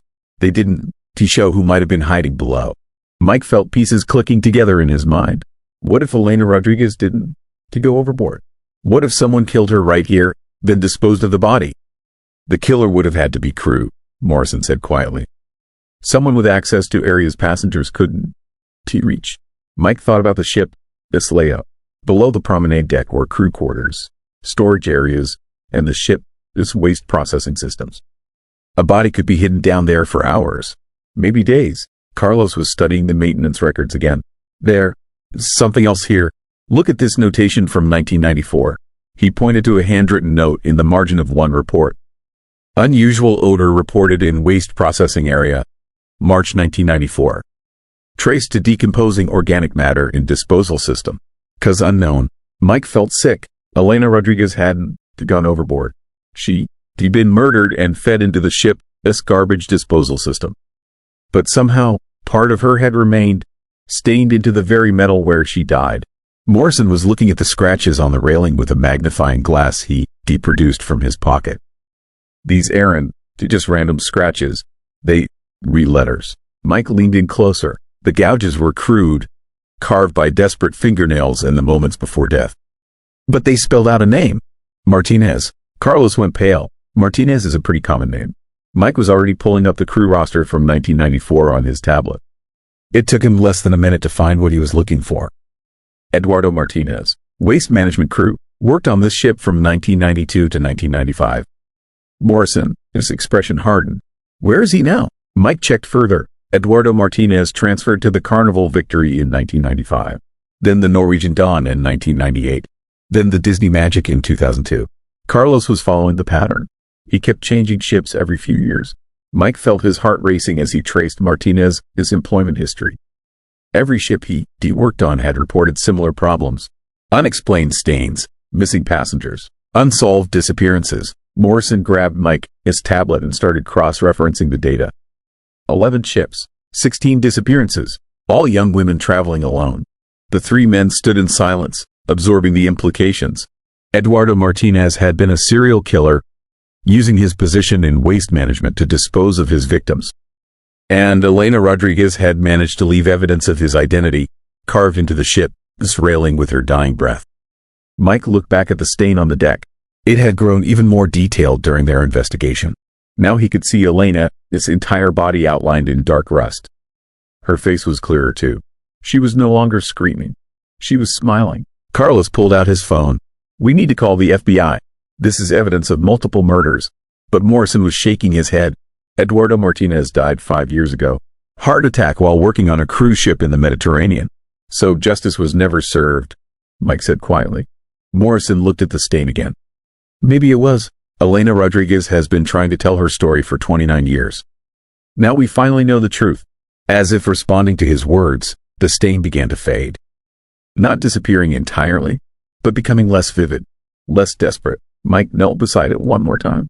The woman, whose face was peaceful now, her hand was no longer reaching for help. She was finally at rest. Carlos started gathering the maintenance records. We still need to report this. The families of the other victims deserve to know what happened. Mike stood up, brushing dust off his knees. The stain was still there, but it looked different now, like a memorial instead of a cry for help. As they packed up their equipment, Morrison paused beside the railing. Elena Rodriguez was just trying to get home to her family in Puerto Rico. 28 years old with her whole life ahead of her. Mike nodded. Now she can finally rest. But as they walked away, Mike couldn't shake the feeling that Elena wasn't the only victim still trying to tell her story. On 11 other ships sailing the world's oceans, there might be other stains. Other desperate messages carved into metal by dying hands. Other women who had never made it home. The official report classified the Elena Rodriguez case as solved, though no charges could be filed due to the perpetrator's death. The FBI opened investigations into similar disappearances on Eduardo Martinez's other ships. Mike Torres requested a transfer to a different vessel the following month. He told his supervisor he needed a change of scenery. But the truth was, he couldn't stop thinking about Elena Rodriguez. About the 29 years she spent trying to tell her story from beyond the grave. And sometimes, late at night when he was working alone on deck, Mike would find himself looking for stains that shouldn't be there. Looking for other voices trying to speak from the darkness. Because he learned that some stories refuse to stay buried. even when the storyteller has been dead for decades. Story 10. Man who wasn't on the manifest. Danny Crawford was staring at the blur in his phone when he realized he'd been talking to a ghost for 3 days. The photo should have shown 5 friends at the ship's bar, drinks raised in a toast to their buddy Rick's bachelor party. Instead, it showed 4 clear faces and 1 distorted smear where Marcus had been standing. Danny flipped through the other pictures from their cruise. Every single one was the same. Marcus appeared as nothing more than a shapeless blur, like the camera couldn't focus on his face no matter what. But that was impossible. They spent hours with Marcus. Talked about everything from baseball to their jobs back in Chicago. The guy was real. He had to be. Danny's friends were passed out in their adjoining cabins after their final night of partying on the Carnival Horizon. It was their last morning at sea before docking in Miami. Danny had woken up early, eager to grab breakfast with Marcus before they all went their separate ways. That's when he noticed the photos. Danny knocked on Rick's cabin door. His best friend since college answered, looking like death warmed over. "Dude, what time is it?" Rick groaned. 8 a.m. "Listen, I need you to look at something weird." Danny showed Rick the photos on his phone. Rick squinted at the screen, his hangover making it hard to focus. "What am I looking at?" "The guy from the bar." "Marcus, look at his face in these pictures." Rick studied the images more carefully. His expression slowly shifted from confusion to concern. "Danny, who is Marcus?" The cold feeling started in Danny's stomach. "Very funny, Rick, the guy we've been hanging out with all week. Tall, dark hair, really cool accent." Rick was shaking his head. "Danny, there's been 4 of us this whole trip. Me, you, Jake, and Tommy. Nobody else." Danny felt the corridor spinning around him. That's not possible. We bought Marcus drinks every night. He told us stories about growing up in New Orleans. You guys talked about the Saints for like an hour." Rick, his face was pale now. "Danny, I think you need to sit down." But Danny was already walking toward Marcus' cabin. Room 7243, just down the hall from theirs. He walked Marcus to his door every night after they closed down the bar. Danny knocked on the cabin door. No answer. He knocked harder. "Marcus, it's Danny.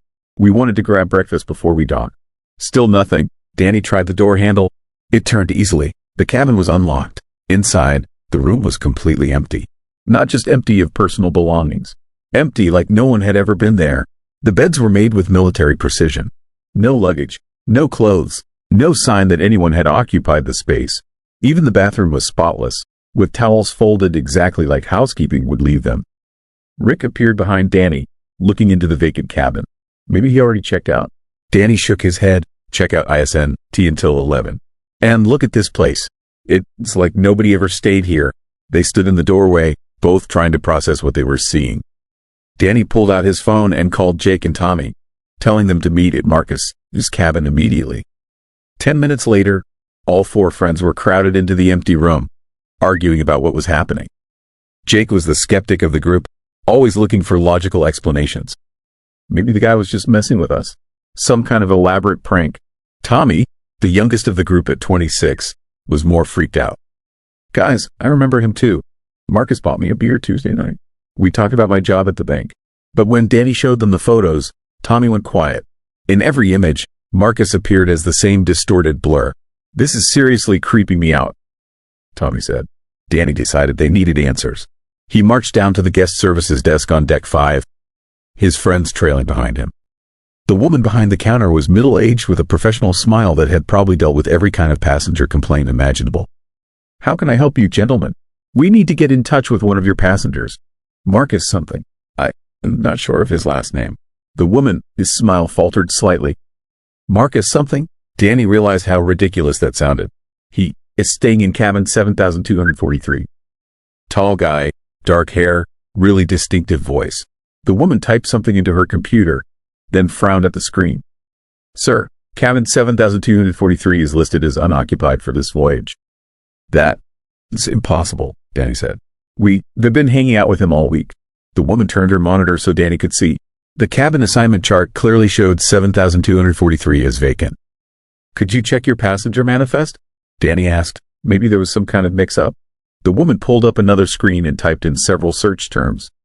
After a few minutes, she looked up with a confused expression.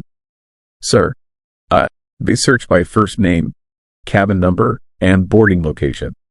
We have no passenger named Marcus on this ship. Danny felt like the floor was disappearing under his feet. That can to be right. Check again. The woman, as professional patience, was wearing thin. Sir, they've been doing this job for 8 years. Our passenger manifest is updated in real time. If someone named Marcus was on this ship, he'd be in the system. Rick stepped forward. Maybe he gave us a fake name? The woman shrugged. Even if he did, he'd still appear in our records. Every passenger has to provide valid identification when boarding. There's no way someone could be on this ship without being in our system. Danny pulled out his phone and showed her the photos. Look, here he is, standing right next to us. The woman looked at the screen, her expression growing more puzzled. Sir, I see 4 people in these photos, not 5. Danny stared at his phone. The blur that represented Marcus was still there, but somehow the woman couldn't see it. Can you see this distorted area right here? Danny pointed at the blur. The woman squinted at the screen. I'm not sure what you referring to. The photo quality looks fine to me. Danny showed the phone to his friends. They could all see the blur clearly, but to the guest services representative, it was invisible. Jake pulled Danny aside. Dude, I think we need to get off this ship and figure this out on land. But Danny couldn't let it go. He spent the rest of the morning searching the ship for Marcus, checking every bar, restaurant, and public area where they hung out together. Other passengers looked at him strangely when he asked if they'd seen Marcus. Some seemed confused by the question, like they couldn't understand what Danny was asking. By the time the ship docked in Miami, Danny was desperate. As they waited in line to disembark, he made one final attempt to find answers. He approached a security guard who had been working the ship all week. Excuse me, have you seen this guy? Danny showed him the photos. The security guard looked at the images carefully. Sir, I see you and your friends, but I'm not sure who else you were asking about. Danny pointed at the blur again. This distorted area. Can you see it? The security guard's expression changed. He looked at Danny with something approaching concern. Sir, have you been drinking this morning?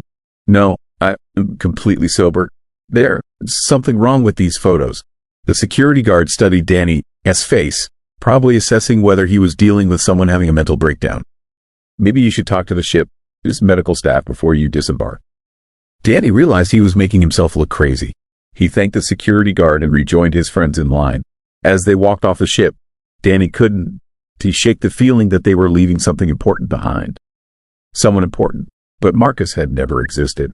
At least, not according to any official record. The 4 friends took a taxi to the airport, mostly riding in silence. Danny kept checking his photos, hoping the blur would resolve into Marcus' face. It never did. At the departure gate, Rick finally broke the silence. Danny, maybe we should talk about what happened back there. What do you mean? Rick looked uncomfortable. Maybe you imagined this Marcus guy. Maybe it was just the 4 of us the whole time. Danny felt anger flaring in his chest. You remember him too. You all do. But Jake was shaking his head. Danny, they've been thinking about this all morning. I remember having conversations, but I can remember who I was talking to. Tommy nodded. It's like there's a gap in my memory where someone should be, but when I try to focus on it, there's nothing there. Danny stared at his friends in disbelief. You were all lying. We spent 3 days with Marcus. He bought us drinks. We took pictures together. But even as Danny said it, he could feel his own memories starting to fade. The conversations he had with Marcus were becoming fuzzy around the edges. By the time their flight boarded, Danny could barely remember what Marcus looked like. Dark hair, maybe, tall, but the details were slipping away like water through his fingers. During the flight back to Chicago, Danny tried to hold on to the memories. He wrote down everything he could remember about Marcus in his phone, his notes app. But when he read it back an hour later, the words seemed meaningless. Like he was reading about a stranger. When they landed at O'Hare, Danny, his friends were acting like the cruise had been perfectly normal. They talked about the shows they'd seen, the food they'd eaten, the late nights at the bar. But they never mentioned the 5th member of their group. Danny drove home to his apartment, feeling like he was losing his mind. He spent the evening going through the photos from the cruise, zooming in on the blur that had replaced Marcus. The more he stared at it, the more it looked like nothing at all. Just a camera malfunction, a smudge on the lens. By the next morning, Danny wasn't sure why he had been so obsessed with a blurry photo. By the end of the week, he had forgotten there had ever been a blur. But sometimes, late at night, Danny would wake up with the strange feeling that he left someone behind. Someone important. And in his dreams, he could hear a voice with a distinctive accent calling his name from somewhere far away. Somewhere he couldn't reach. The cruise line's records showed that cabin 7243 remained unoccupied during the Carnival Horizon's 7-day Caribbean voyage in October. Security footage from the ship's bars and restaurants showed 4 friends from Chicago enjoying their vacation. There was no fifth person in any of the recordings. But if you looked carefully at the audio tracks, you might notice something strange. Conversations that seemed to have gaps, responses to questions that were never asked, laughter that came from 5 voices, not 4. And sometimes, in the background noise of the ship, its engines and the ocean waves, you could hear something else. A voice saying goodbye to friends who would never remember his name. But they never mentioned the 5th member of their group. Danny drove home to his apartment, feeling like he was losing his mind. He spent the evening going through the photos from the cruise, zooming in on the blur that had replaced Marcus. The more he stared at it, the more it looked like nothing at all. Just a camera malfunction, a smudge on the lens. By the next morning, Danny wasn't sure why he had been so obsessed with a blurry photo. By the end of the week, he had forgotten there had ever been a blur. But sometimes, late at night, Danny would wake up with the strange feeling that he left someone behind. Someone important. And in his dreams, he could hear a voice with a distinctive accent calling his name from somewhere far away. Somewhere he couldn't reach. The cruise line's records showed that cabin 7243 remained unoccupied during the Carnival Horizon's 7-day Caribbean voyage in October. Security footage from the ship's bars and restaurants showed 4 friends from Chicago enjoying their vacation. There was no fifth person in any of the recordings. But if you looked carefully at the audio tracks, you might notice something strange. Conversations that seemed to have gaps, responses to questions that were never asked, laughter that came from 5 voices, not 4. And sometimes, in the background noise of the ship, its engines and the ocean waves, you could hear something else. A voice saying goodbye to friends who would never remember his name.